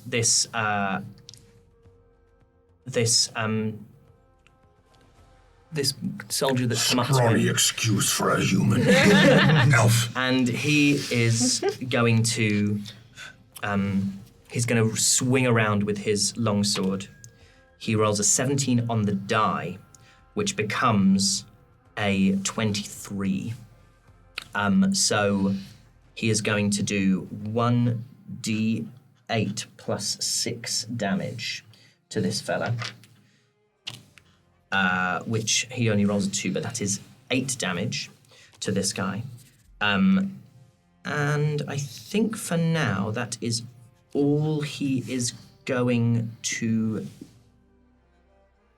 That is all he is going to do on his turn. He comes around, slashes into one of these guards.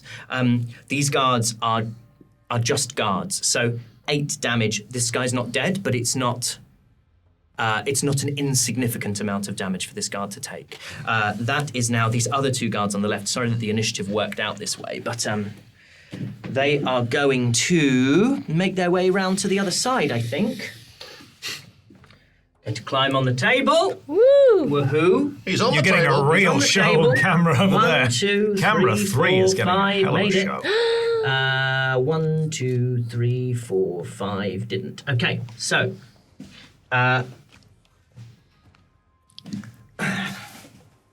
we simply must get some kind of mini moving system.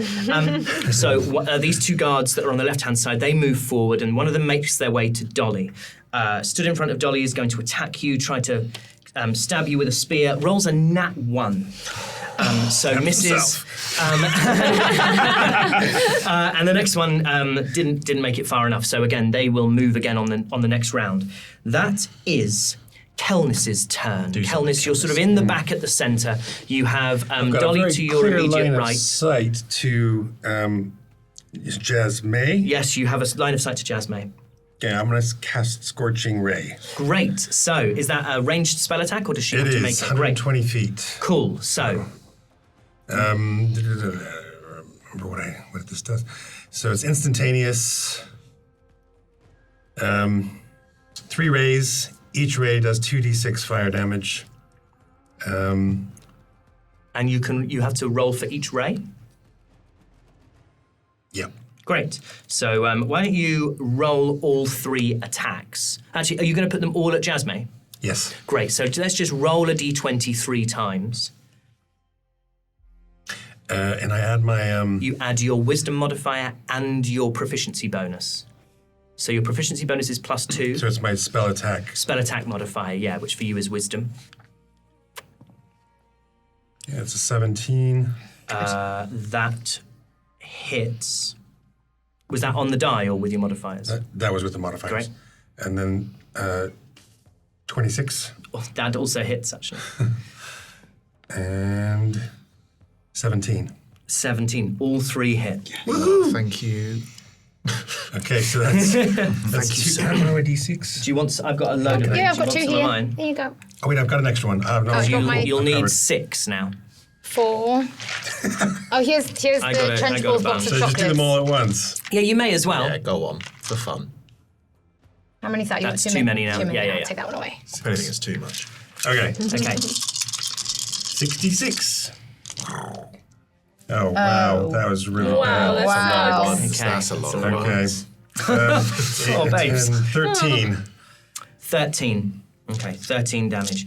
You guys watch as these 3 rays of fire, these 3 motes of fire, go out from Calnis's hands, and Jasmine looks up from her battle with Endelion.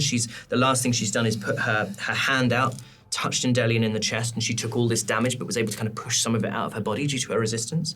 And then you all hear this, like, as this mote of fire is created, in Kelnis's hand, and as you look up, you see it. You see three of them speeding towards Jasmine, and she looks up just in time as these three like motes of fire, and you see close up and Dylan, they sort of lick across her chest, like the ends of her, like her hair is scorched by it. Her eyebrows are fine though, I'm sorry. Yeah, of course they are. They're fabulous eyebrows. That is Radian's turn.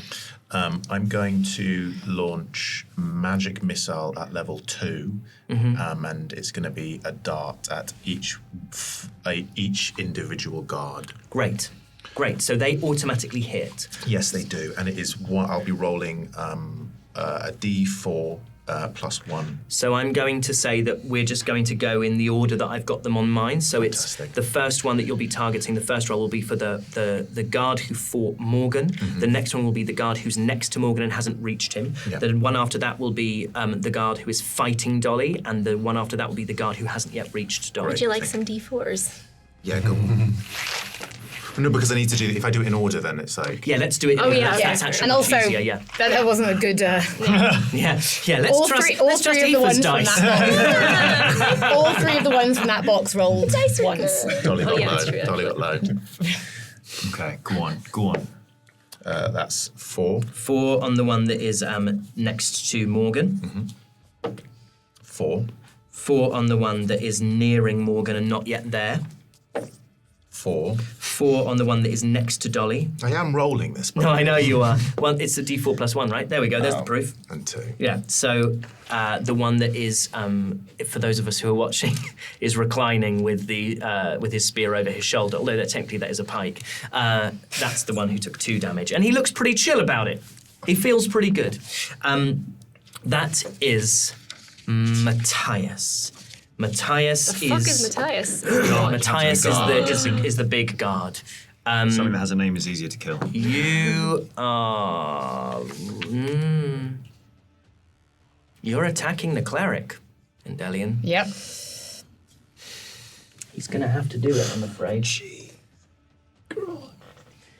He moves towards you. You see this. I mean, he moves slower than the others. He's wearing kind of big, heavy armor, and he kind of lumbers towards you, raises his long sword, and swings down at you. The first attack is a nat 1. You see him. Yeah, you see the first of 12 attacks he made. Yeah. You see the sword coming. Like he's strong, he's tough, but he's so armored that he's not necessarily able to move that quickly, and it's the kind of the effort of the swing that you hear, and you slip let the blade kind of whiz over your shoulder. It doesn't hit, and the next one, in fact, is not really any better. That's a 13 to hit. No, doesn't hit me. Doesn't hit. So he takes one big swing at you, comes back, takes another big swing at you, misses both times. That is Dolly's turn. We are back to the top of the order. Dolly's eyes are darting around everywhere. This is not looking good for us. There are 6 guards. There's someone who is very clearly a powerful cleric. She's going to unsheath her or unclip her dagger. Mm-hmm. She's going to throw it at Jasmine's feet and say, "We didn't kill anybody. We didn't hurt the Antigua. They're still on the mountain. You have to listen to us. Barabask sent us here to talk to you."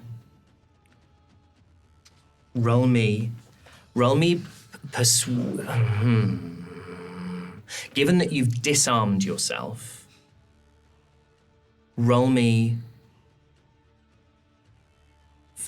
persuasion. It's obviously a very high DC, mid-battle. Oh, wait, I'm just sort of checking what my skills are. Okay.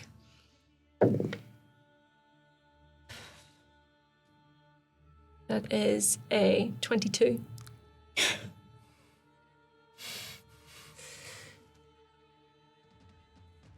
Jasmine looks up, and you see that she's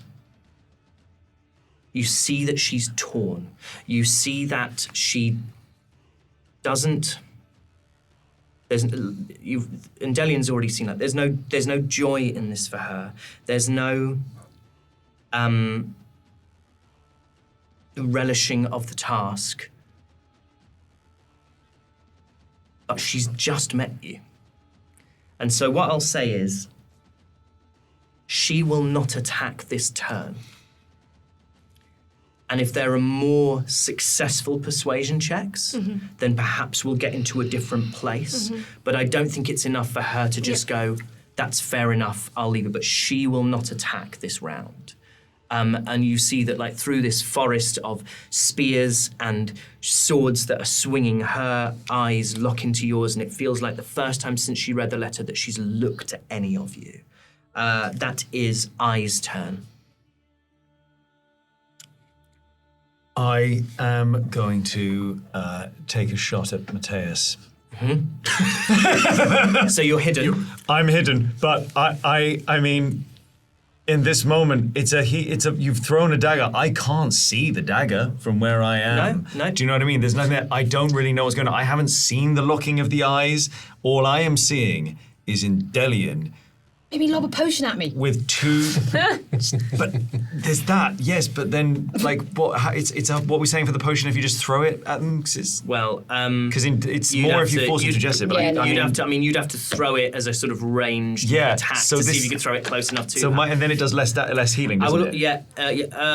not if Indelian took her full action to drink it and didn't do anything you else. drink- But Indelian already has one. I have my own. Yeah, so what I'm saying is like there's no point Yeah. in throwing an extra. Yeah. Do what I To- would do. Do what I would do. Yeah.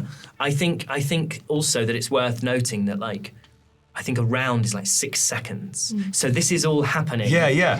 Really fast. Yeah. Like it's not.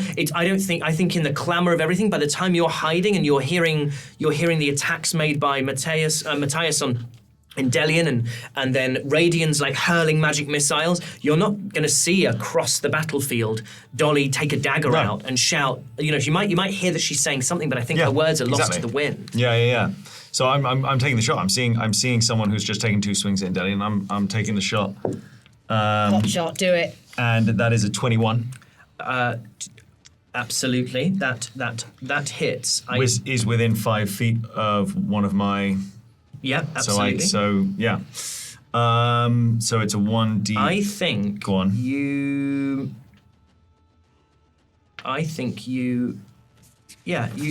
make the attack roll with advantage. You're hidden, I mean, so you roll twice and take the highest. So you might crit. no. It is a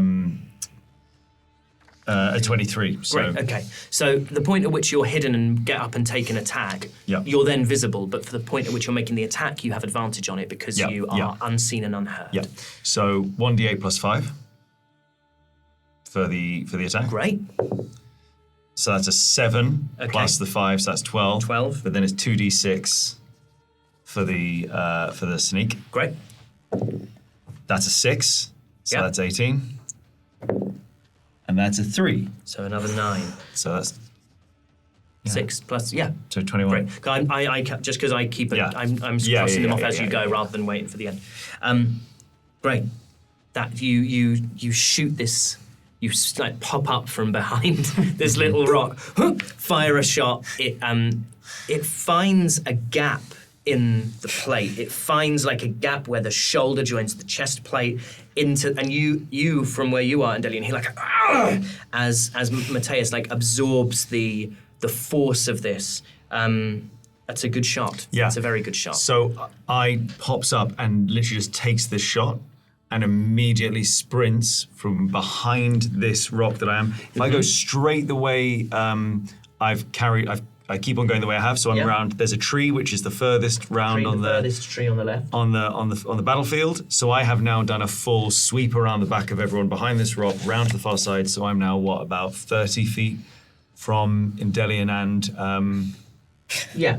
You're about- 30 feet from everybody. You're under a tree at the under a tree, and would like to bonus action hide. Yeah. Let's keep the old. and that is a 19. Sorry, it's a dirty 20. That does it. You are hidden. Most hidden. You are hidden from everyone. Yeah. That is Endelian's turn. So I'm obviously right up in her face, so I know the dagger didn't hit, but it's going to be as close to her throat as I can make it, and it's going to be my take on what Dolly did. You absolute bitch. Do you think we have the ability to kill gods? We have people in this team who had to carry them. They cried as they held their gods' bodies. We didn't kill them. Roll me. What are you trying to do? Intimidate. Okay, roll me an intimidation check. It's not good. It'll be an 8. Okay. She looks at you and she says, I don't know anything about you. I only know what I've been told. Your words do not outweigh those of the head of my order. That is Jasmine's turn. Can I bonus action? You can bonus action? Yeah, it's going to be second wind. Okay, yeah, take it. So you bonus action second wind. So you re-roll. So what do you get? I'm a D10 plus 3.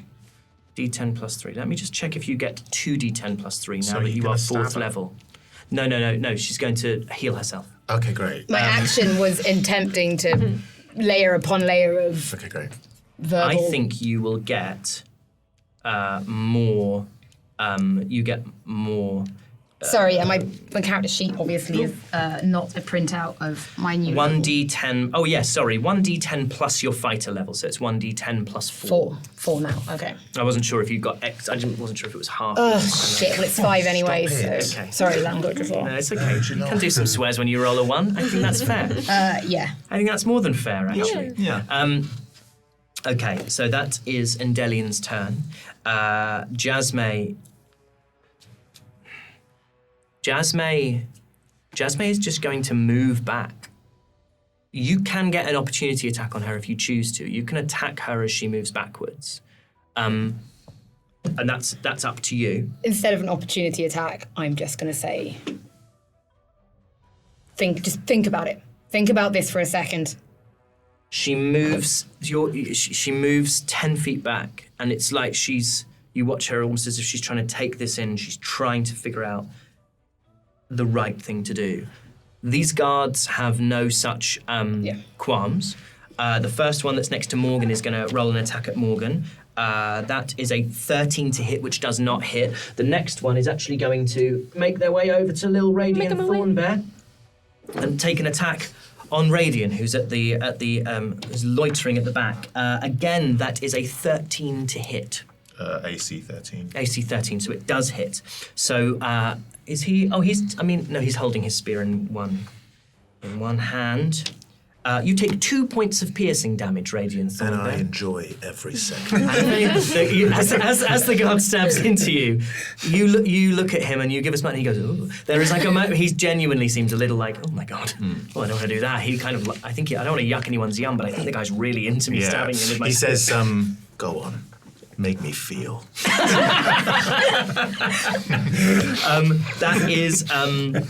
That is Morgan's turn. Morgan is. I've just dropped my good D20, which might be good or might be bad because I now have to go to a substitute D20, which might not roll as well. Come on. Let's see. Which one should we use? Here we go. No, I don't like that. Dice jail. We're going to use this one. This one is now next to Radian, and this one is next to Morgan. And this one is next to Dolly. Morgan is going to... Could he hit? Yeah, he could. 1, 2... No, he can't hit that one. Morgan is going to...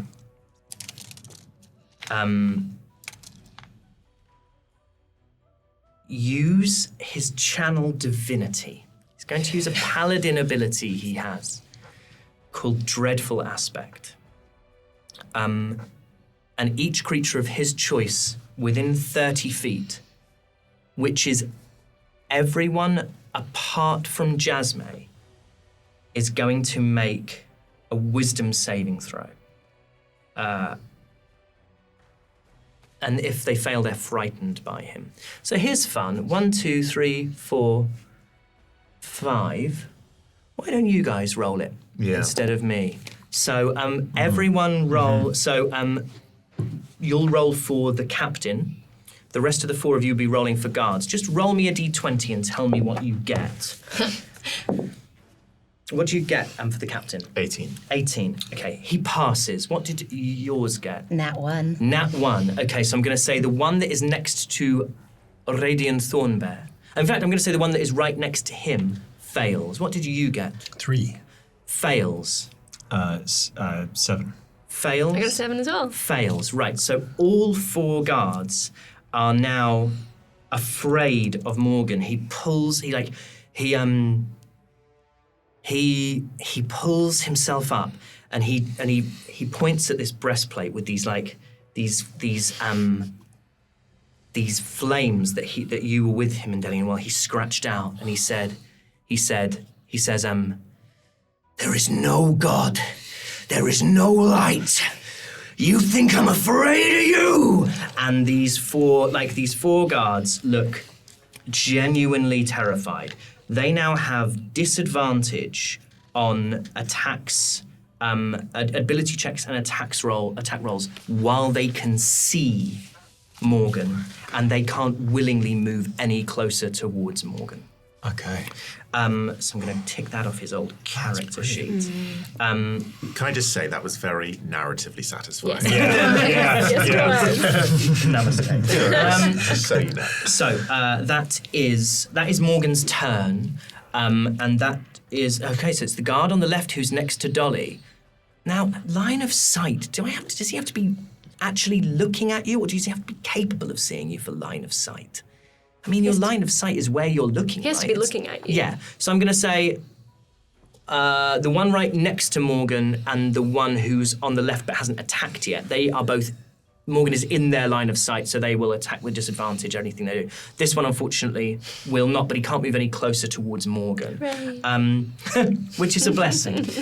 He rolled a 3 on the die, which becomes a 6. Well, I'm squishy, but I'm not that squishy. Okay, that is, you see the guard has turned around, seen Morgan give this this sort of nihilistic declaration of the fact that nothing matters anymore. And as he turns back to you, his hands are visibly shaking, and he reaches out the most sort of tokenistic attempt to stab you. You sidestep it at a sort of embarrassingly slow pace. Can I turn it into a little twirl? Do a little twirl. And he just sort of nods. And that is his turn. We'll say the other guard on the left. The other guard on the left cannot willingly move closer to Morgan, so he can't go near Kelnis. And he can't go near any of the rest of you. He can't go near Endelian. Kelnis just passes chest. So he turns from the source of his fear and is going to attack Endelian. That is... I hate this die. That is another 3. So that's again a 6. Die. I don't know what your armor class is in Delian. 14. Oh, it's slightly higher than 6. Okay, yeah. Cool. So that is the guards' turns collectively now. They're done. Kelnis, it is your turn. So you've got right at the back, furthest from you, Jasmine is weighing up her options. You don't know this, but I is under a tree somewhere away to your left. In front of you is a little cluster of activity as Matthias and a guard and Endelian are engaged in battle. To your right, Dolly and a guard who is right next to her. Morgan, who you've just heard shout this thing with a guard next to him, and another guard is to your left next to Radian. Okay. It's wonderful how things change. You have plans, and then everything stuff just happens. shifts. Okay. I think I'm going to. I'm kind of behind Morgan. I'm between Morgan and Dolly, but I'm behind both of them. So I'm going to move round to the right behind Dolly. Yes. Towards that clump of logs. And while I'm doing that, if you'll allow me, I'd like to cast Healing Word on Endelian. Thank you. 3, 4, 5, 6. Yep. Like around here. Yeah. Great. Oh God. This is seamless. I'm doing my The best. noises you can hear on the podcast version are Harry throwing on and off the table. Oh my God, this is awful. Great. So Healing move Word around. is 1d4 plus 5 health. 4 plus 5, 9. 9 health. That is a bonus action, right? Healing word. Yep. So you still it is. have an Oh, good. action, but you can't cast another leveled spell. No. I think. I must have seen by now something that has happened. You've seen Jasmine step back. You've seen Yeah, Jasmine I've step seen back, a and hesitation. you've seen her like she's had this kind of this long glaive spear type thing that she's stabbed into. She's actually she hasn't stabbed into. She's cast a spell with one hand.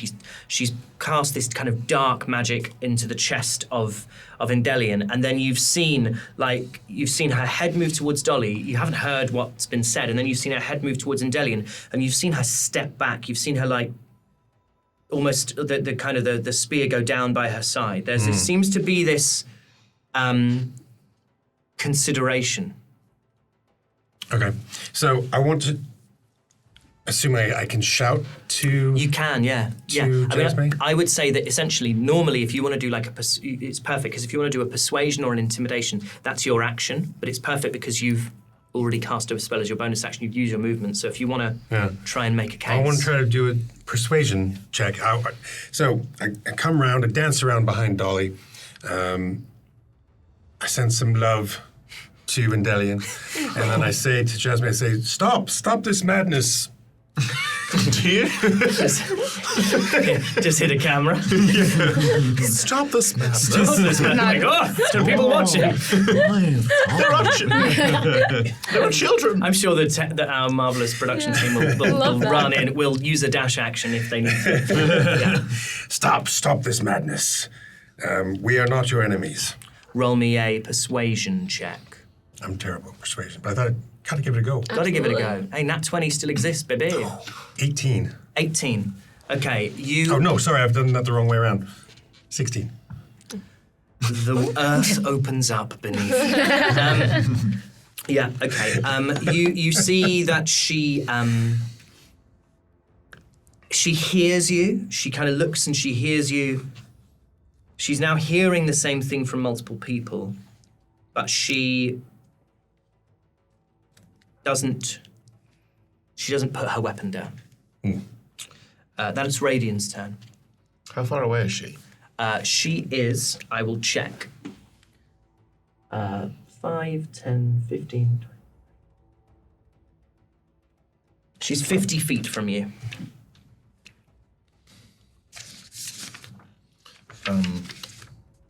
I'm just going to check something. Please. I'm terribly sorry. No, we must get this right. Would it be possible, because Misty Step is a bonus action, is to move Yes. and then get closer to her again? So I'd move my movement speed. I'd move towards her, and then I would use Misty Step, and then I would cast Hypnotic Gaze. You can do that. My suggestion from a mechanics point of view is, if you walk away from that guard, you take an opportunity attack. So if you misty step away from that guard, you don't, and you can choose an unoccupied area and then walk towards her and use Hypnotic Gaze. Fantastic. Okay, so how far does... Well, you know what? With a combination of misty step and movement, you can do it. So we won't necessarily worry about breaking it down foot for foot. Come on, Thornbear. Oh, excuse me. I didn't mean to throw him so discourteously to the ground. So from where you see right at the back, he dashes away from the guard who's utterly terrified. You literally... So I don't know if have you ever seen you do this before? No. So what happens? Describe what happens for everyone. So the character is briefly surrounded in a silvery mist, and I teleport 30 feet to an occupied space that I can see. So literally in the blink of an eye. And I like to imagine that Radian's eye just shifts complete white, and he just flashes out of existence, and then just moves 30 feet behind where the guard is. And then in that classic Radiant Thornbear way, starts walking literally up to what's her name? Jasmine. And with his arms out, starts pleading with her and going, "You have to believe us. We did not do this." And holds his hands out and casts Hypnotic Gaze. Okay. Okay. She must succeed on a wisdom saving throw, or be charmed until the end of the next turn. She's probably got very. I was going to say, I can't imagine she's got something in the single digits. It's fine. Off you go. Okay. Wisdom saving throw. She rolls a nat 20. She had a +8. She looks at you as you appear, walk towards her. And as you try to use this ability on her, she says, "You would try to enchant me."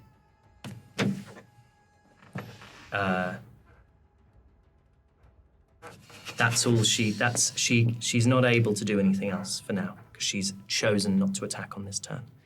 But that went bad. That is Matthias's turn. He gets very excited when he makes a characterful choice. That's Matthias's turn. Matthias is gonna take a slash down at Endelion. Rolls a 14. It hits because I'm a 14. It hits. Okay.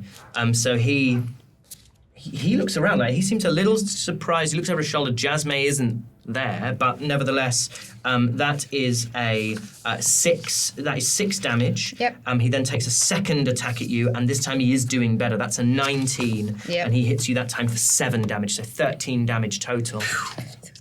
Okay.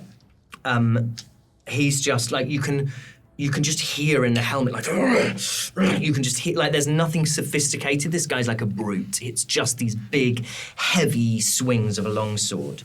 That's Dolly's turn. You have a guard all up in your grill.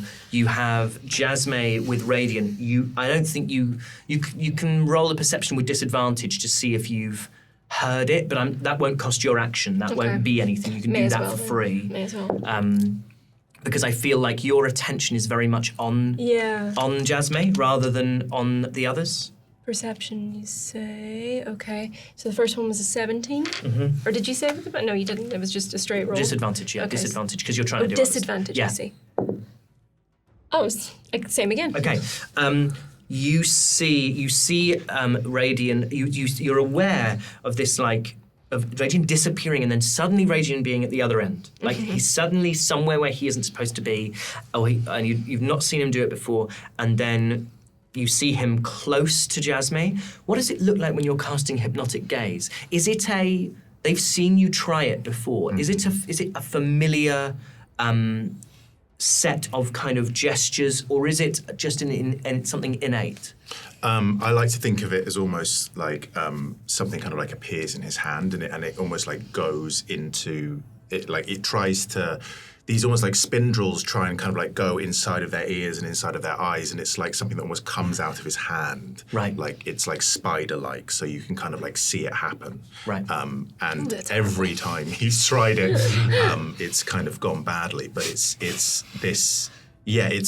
very visible. It's quite, I would say, maybe different colours as well. Okay, so I would say with the 17, you recognise what he's trying to do. Okay. You've seen him try to do this, and you see in her body language that she tenses up. She prepares herself. If I move this, given that this guard is currently scared of Morgan, if I leave his sphere, is it still gonna invoke an attack? I would option? say if you leave towards Morgan, it won't take an opportunity attack, or it will take an opportunity attack with disadvantage, because as it goes to attack, as you go to leave its space, it will be like, oh my god, it's the guy! And so if I you skirt round to the left. Right, is that okay? Yeah, I'm very happy for you to do that. I Okay. think that's cool. So I'm going to like, Dolly slides herself round point to the left until she's sort of here. Will Smith on that red carpet just going. So that's background. I'll tell you what. Actually, tell me where you want to go ultimately. I want to ultimately move as far as I can toward, but very, very like gently towards Jasmine. I don't want to go right up in her space. I just want to. You can go Okay, there, so there, you're not fine. in the same Yeah, space as fine. Matthias. Okay. So I'm gonna have the guard roll an opportunity attack with disadvantage because he suddenly sees. Okay. So he rolled a dirty 9. He rolled a dirty 19. He rolled 2 16s in a row. So he does roll a 19. So he is going to hit you. Okay. As he comes past, he hits you for 3 piercing damage. Okay. Stabs into you and oh sorry I didn't hear. And he that's his opportunity attack. You're now 20 feet from Jasmine. So I'm just gonna. I imagine he sort of got me in the arm. Mm-hmm. I'm kind of like, I'm gonna wince from that, but then hold up my hand, it's covered in blood, and be like, stop, right now, stop. Jasmine, I'm so sorry. I'm so sorry for what happened to Theon, but this wasn't us. This couldn't have been us. The mountain is black. Roll me a persuasion check. Go on. It's 19. She looks to you. Looks at Radian and says, "If I can't trust him, how can I trust you?"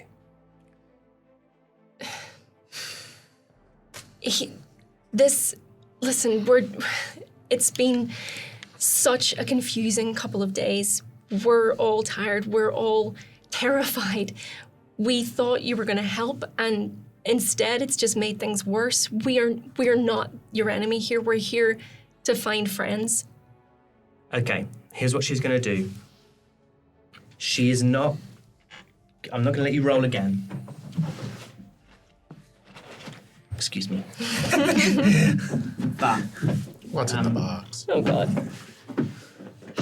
Nothing good has come from the table so far. Just so you know. Divine angel.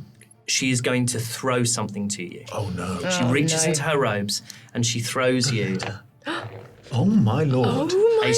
scroll. So, metagaming, that is so difficult to get in that scroll. So I would suggest, quite happy for you to spend the rest of everyone's turn trying to get the thing out. Okay. That is... I'll let you get the lid So off. what is it that you've got? So that is the spell, that is the scroll that she gave to... That's what. Wait, I'm going to say that you essentially will spend your turn reading it. Okay. You might need a pencil. You might need to work it out with a pencil. I have a pencil that I can use. Thank you. So what she pulls from her robes is the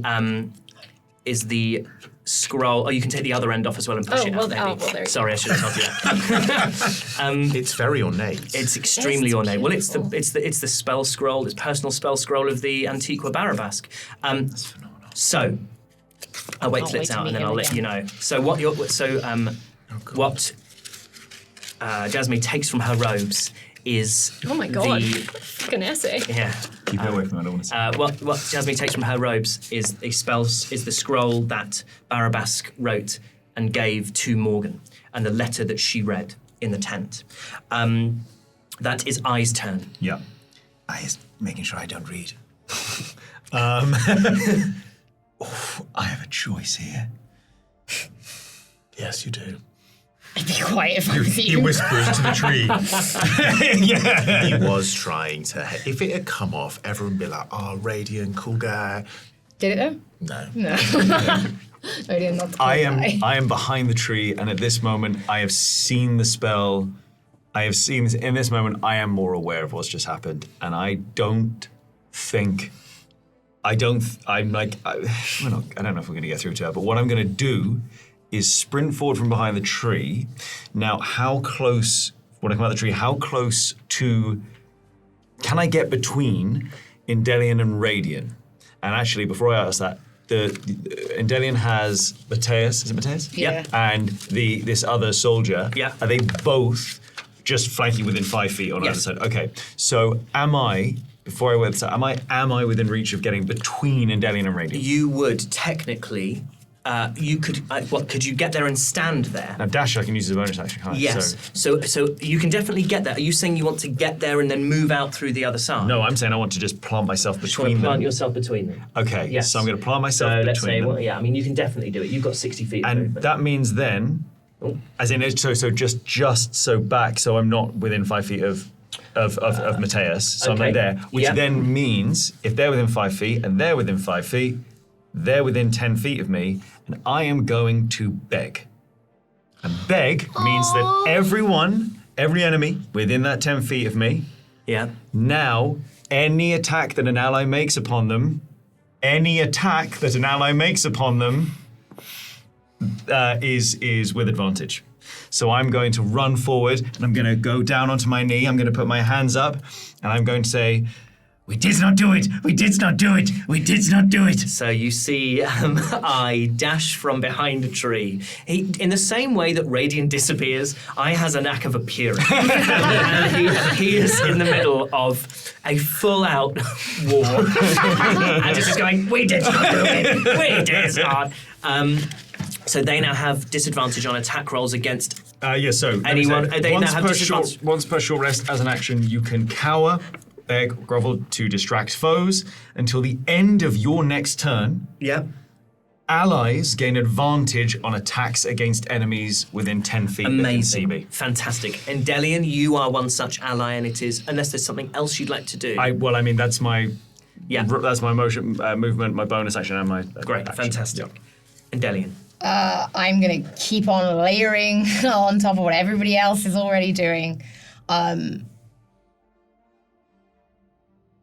You need to call off these guards. You need to talk to us. Do you really think with how we're handling this, we could have killed the gods? Roll me persuasion. Seems like a pretty fair argument to Yeah. me. 7. Okay. Don't you have advantage? She. No, not an attack. That's not an attack. That's a skill check. Yeah, Bardic Inspiration. Bardic Inspiration? So what But did that's you roll not- in total? 7. A 7. I don't have any The plus to highest it. you would get would be a 13.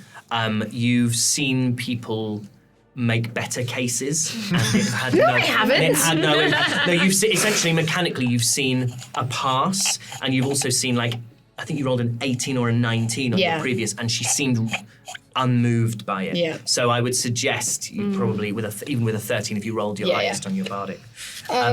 But I can still take a bonus action, right? You absolutely I can. haven't done a healing wind on myself yet. A healing surge or a healing surge? I've or a done second wind. Great. So those of you who are watching and are listening, we are allowing the optional healing surge rule, where our players can roll up to half their hit die, adding their Constitution modifier to each roll of the die, and they can do that as a bonus action once per.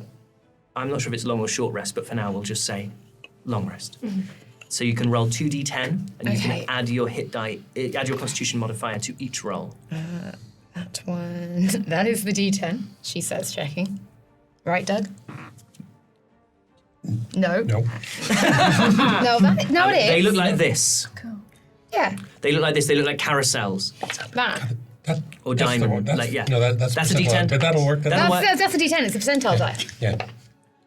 So that'll be 7. Plus your Constitution modifier. Constitution modifier, so that'll make it 2. a 9. Yep. So 9 on the first die.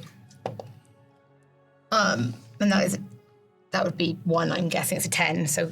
So That's 10. it's a No, because it'll be a double 0 on Yeah, a yeah, percentage yeah. die, so Yeah, it's yeah, yeah. actually only a Yeah, 1, yeah, so yeah, plus yeah. a 3, so yeah. Great. So 9 plus 3 is 12. 12, thank you. So you gain 12 HP. Regain 12 HP. So I'm on 17. Nice So I'm now on 17. Mm-hmm. Sweet. The guard that is next to Morgan is very scared of him. So he is going to. I think he might just run. Well, no, he's going to attack. He's going to attack, but he's going to attack with disadvantage.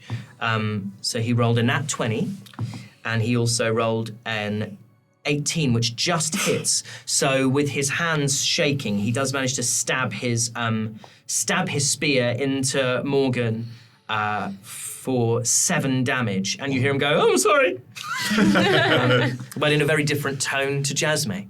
And that is the other guard on the right-hand side who was next to Radian. He can't willingly move towards Morgan. So he's going to have to sort of go round the back, start a long perambulation, because Radian's Misty stepped 1, 2, 3, 4, 5, 6. He's moving away around to the back. That is Morgan's turn, who is going to turn to this guard who's in front of him, and in an almost dispassionate way, roll. That's a 16 to hit, and he smashes his longsword down into this damn guy, who he hits for. You look up as Morgan slashes down into this guy, and the guy already starts to cower, and he catches him in the neck, and he just the head is off. Healing word ain't gonna work on this one. He fully beheads this guy, who I'm now going to. I would quite like doing that, but I will remove him from the field of Do you battle. think his name was something like Stephen? And he's got a family and wife and 2 kids. A little hand-painted portrait of the most beautiful litter of kittens you've ever seen falls from his robes as he hits the ground. That was Morgan's turn. Can Morgan do anything as a... I'd like Morgan to kill some more innocents, please. Could Morgan kill some people, please? I'll tell you what Morgan's going to do. Morgan is going to cast, as a bonus action, Shield of Faith on Endelion. The faith that I lack. You look up, and you have this sense of being strengthened, of being bolstered. Your AC increases by 2, and this. You look up, and Morgan extends a hand towards you, and it's like the thick smoke from a recently doused fire, from like an extinguished fire. This curling dark grey smoke which wraps around you and sort of seems to settle on your armor. I will take a spell slot off for him. That is the guard who was next to Dolly, who can't attack Morgan, so is going to turn and have an attack at Kelnis. I'm so close to being able to reach. It's tantalising, really is. Excuse me, people the internet. I love that. I'm waiting for the Harry Table compilation I know. video. Yeah. It's coming. Right. So, he is going to take an attack at you, Kelnis. He rolls a nat 1. So there's fun. I think that guard alone has rolled 3 nat 1s. He's definitely rolled 2 nat 1s and a 3, so he's doing brilliantly. Consistency is key. I like to think he's actually not a guard. He's just filling in. This is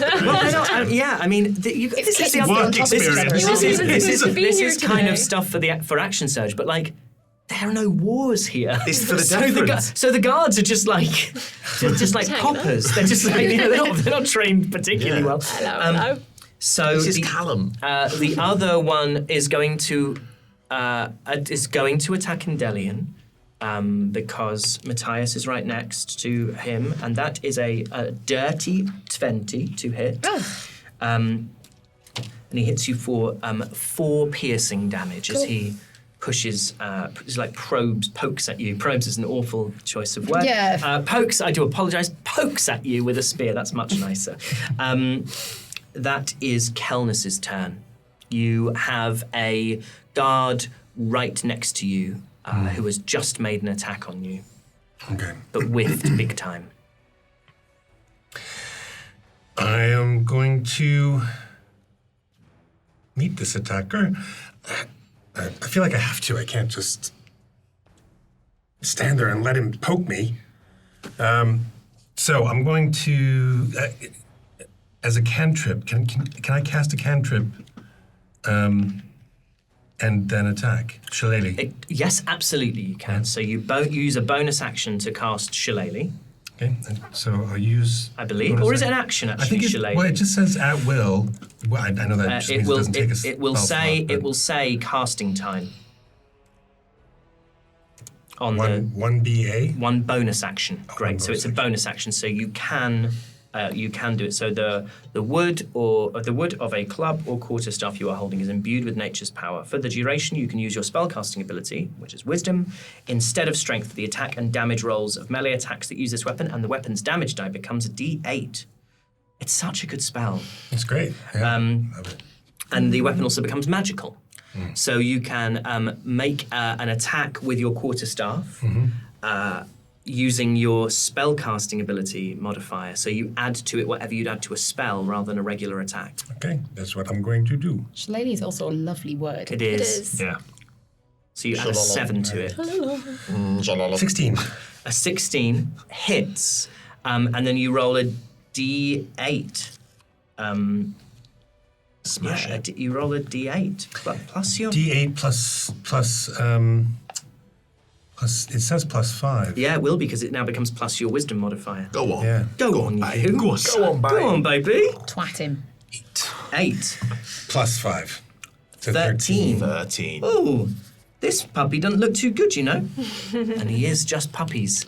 In a suit of armour, all you realise now, all on top of one another. And there's a helpless whimper from a... No, there isn't. No. Morgan nearly died so many times, and I make up some puppies, and suddenly I'm the bad guy. It's just, you know what, Harry? It's just in bad taste. Yeah, it's actually just a in really shame. poor Everyone's taste. having a nice listen. So you crack your quarterstaff into the head of this guard who gives like a like that sort of like, you know, when you've been compressed, like a compressed like thumb. Is there anything else you would like to do? You've used your action and your bonus action, but you could take movement, but he would be able to attack you as you moved. I think no. All right, then.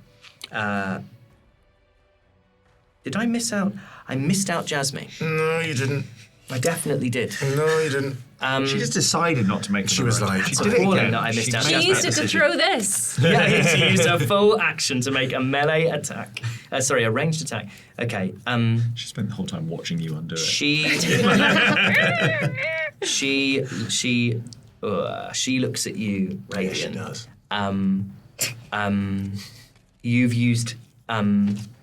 You've used magic to try and enchant her. And I do it And again. she reaches her hand up and she says, "You have no power here." And she puts this, like you saw with Endelion, she puts her hand into you. That's a 15 to hit. I cast shield as a reaction, and she misses. Whoa! So you see this, like, she was casting that at a high level as well.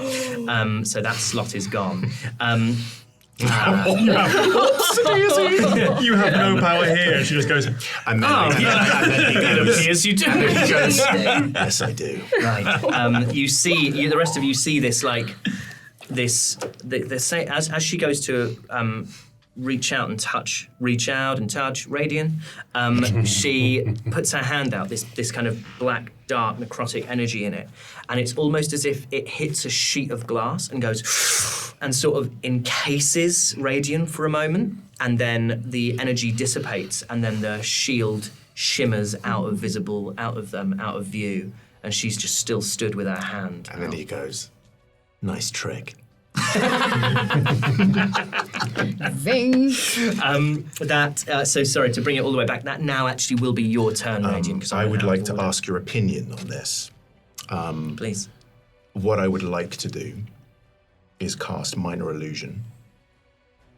And he would, in his hands, he recreates the image of the white orb that he touched with Mage Hand. Okay. And he plays back the sound that he heard in the orbs. You can do one or the other. So because it's a cantrip, you create a sound or an Then image he of creates, an orb. then he creates Minor Illusion. He looks at Dead in the eye and goes, "This is what we heard. This is what we heard." And he plays the noise, the sound. Is that possible, do you think? You can do 6 seconds of it. If you create a sound, its volume can range from a whisper to a scream. It can be your voice, someone else's voice, a lion's roar, the beating of drums, or any other sound you choose. The sound continues. Oh, it lasts for a minute. but is it only 6 seconds of repeat? No, because it says the sound continues unabated through the duration. So you can make a noise that lasts. This feels OP because then in theory you could. I'm going to say you can create 6 seconds of it. Yes, so what he creates is the final lines where it goes, the murk is thick, the briar will hold. The briar will hold. And the shadow, like that last section. The murk is thick, the briar will hold. The shadow will flood. The murk is thick. The briar will hold. The shadow will flood. You can absolutely do that. Roll me. Can I? Go on. So he walks up to her. Well, standing there after having made a stupid quip. But in all seriousness, we've all had a lot of fun. But Yeah. We've all had a lovely time. He, staring at her, you see that she's visibly distressed and say, "We did not do this. We came in and it was a bloodbath and we found this. We don't know what it means. We are just as helpless as you. Please listen to us." Okay. You play. The murk is thick. The briar will hold. The shadow will flood. She is going to roll insight with disadvantage. I'm not sure whether she would have ever been up to... It's very unlikely she's ever been up to the top of Mount Atria. I would say it's certain that she's never seen the orbs. It depends how much of the world she truly understands. And I'm betting, kind of as the DM, I think, unless she rolls very well, she's not going to know what this means. So that's a 7 on the first, and a 14. So a 7 with her insight becomes a 15.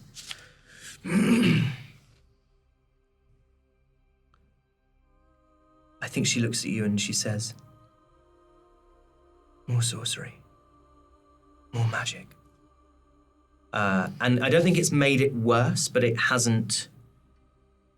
She's just confused by it. She is... you don't see any recognition. You don't see her going, "Oh, I know what that is. I know what that refers to." Or I know what those terms are. That's your action. Is there anything else you would like to do? I would like to kneel down in front of her and open up my arms and say, "Despite what you might think, we mean you no harm." Okay.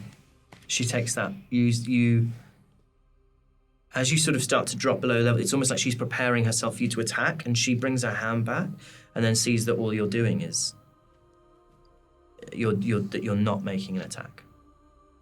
That is Matthias's turn. Oh God. I'm gonna have him roll perception. He's inside like a helmet. He's got like, do you know what I mean? But he has got a +3 to perception. He rolls a 16. I'm gonna say he becomes aware of what is happening. And he turns to Jasmine. He sees you in front of her. He sees that, like, Dolly's not fighting anyone. I's not fighting anyone. Him and Indelian are... You've been kind of... Last 3 turns, I think. I'm gonna have him roll like a... I'm gonna have him roll a wisdom check. And if he's kind of wise enough to take this in and be like, something seems off, he's gonna stop attacking.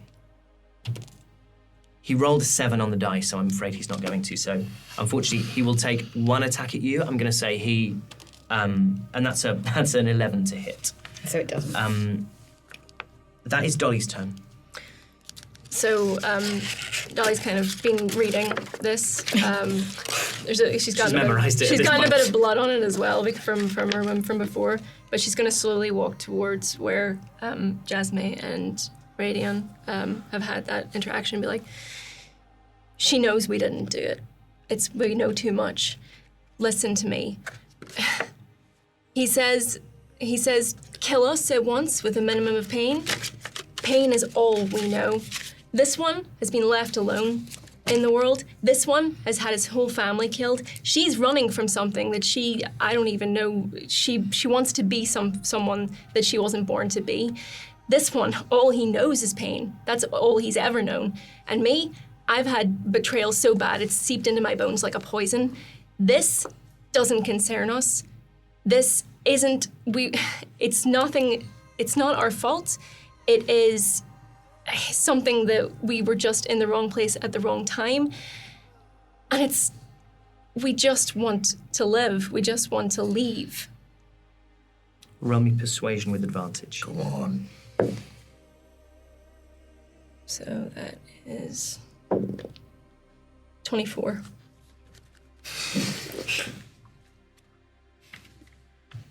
Jasmine looks at you and she looks around at your companions and the stories you've told of them. And it's like all the... I mean, I think maybe Morgan is the only one who kind of stretches up to her height. She's tall and she's stately and statuesque, and she has this kind of aura about her, someone who has, not necessarily in a military setting always, but like has been in command, is wise, knows things, has learned things. And you see all of that status leave her. She puts her hand up and she says, "Stop." And Matthias looks up and the guards look up, kind of mid-swing, some of them. She says, there's been a mistake. There's been some kind of mistake. And she goes over to the guard who's on the floor that Morgan killed and casts healing word and brings him back. And she looks to Matthias and says, "Leave us. Take them back to the festival. There is much to prepare before the Antiqua. New information has come to light. Say nothing of what you've seen." And Matthias, like they're looking round at their friend who's kind of like waking up from death. And Matthias looks at Jasmine, and even from like within this chunky armor, you can sense it even in his body, like hesitation and like the quizzical bear. You know, he is the quizzical bear in many ways. The quizzical bear lives on. He says, "We will wait beyond the clearing, but I would not leave you entirely alone, Sister of the Earth." She says, "Very well, but I will emerge soon. I will accompany you back to the festival myself. We shall speak further on this." And he nods his head and gestures to the guards who like help their friend up, and they scramble out of the glade. And Just before he leaves. Sorry about the... he pulls the arrow out. It was actually a very good shot. He's pulled it out. Yeah. And I go, can I have... Of course, yeah, no, not a problem. Throws the arrow back to you, wipes it on his very decorous man. Not a bad guy. And you are left with Jasmine. The 5 of you. The 6 of you, I should say, with Morgan. He's still there. What happened? As we said, we arrived and they were all dead. And everything was destroyed. It was black. And it felt like it had happened a while ago. I'm going to take Dolly's wrist and hold up her hand and point at the fingers and say, "Wolves like this." Mm-hmm. The blight on the mountain. Mm. And it's spreading. Why would Barabas want you dead? Because he's afraid of what we might say. Because he's afraid that people will lose faith.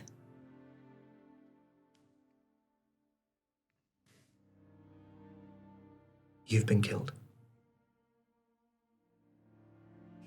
That's the story. You've been killed. You understand? She kind of takes you all in. I will speak to Matthias. We've known one another a long time. He will do what I say. But you were killed here in this glade.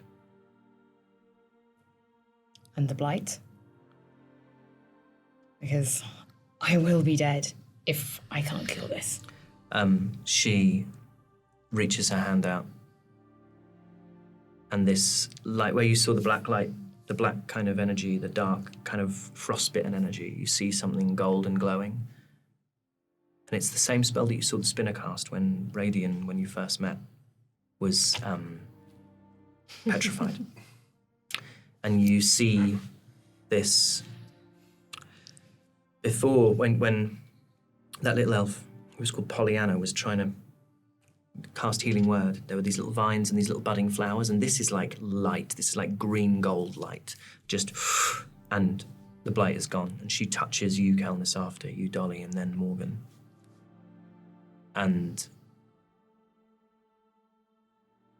where will you go now? I turn to Radian and say, what is in Barone? I don't know. It's better than being here. I must leave. Can't tarry too long here. The Antiqua will soon descend. I really am sorry. I've followed the once wild all my life, and to hear that she is gone, and for the teacher I trusted most to instruct me that something terrible needed to be done, I didn't know what to do. I didn't know what to think. She is going to actually, I'll tell you what she's going to do. Who's hurt? Okay. She's going to cast a mass, she's going to burn every spell slot she's got left. The three of you are hurt. She got three. I'm still a bit hurt from the landslide and stuff. But... No, you would have healed up from that. Long rest, okay. you regain all your HP. Okay. She's going to cast, she casts Healing Word, she burns the rest of her spell slots, getting you guys back up to full HP. No matter, like, she can cure wounds. She's got 3d8 plus 5 on a 3rd level cure wounds. She can do it.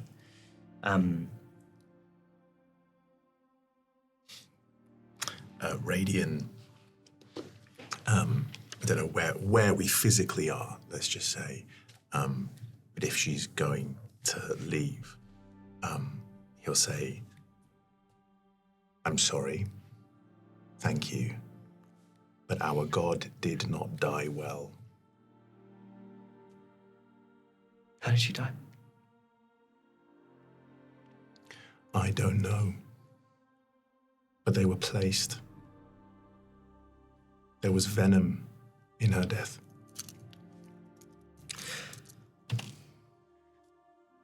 She puts her hand on your shoulder and she says,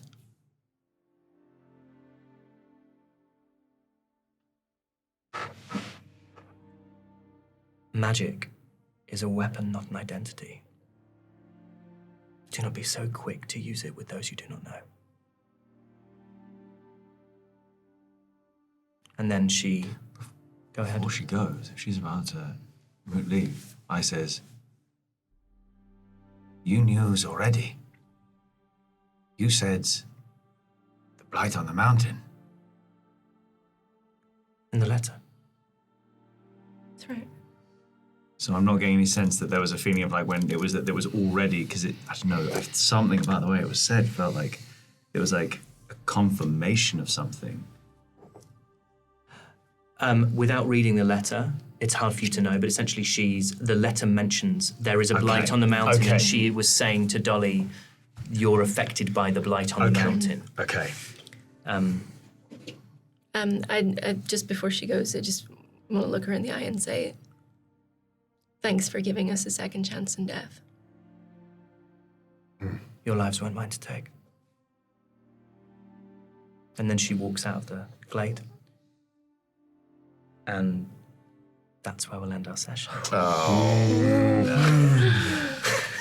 Yay! Wow. Yay. Thank you so much for watching. That's episode 3 of our adventures in Reliquiae. Come back soon. We'll have some more.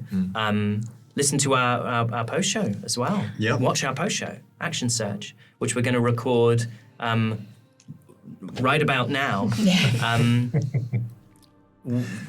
don't know what do we say at the end? Well done, everyone! Yay! Thanks for watching. Yeah. Yeah. Thanks. Yay. Thanks. Bye.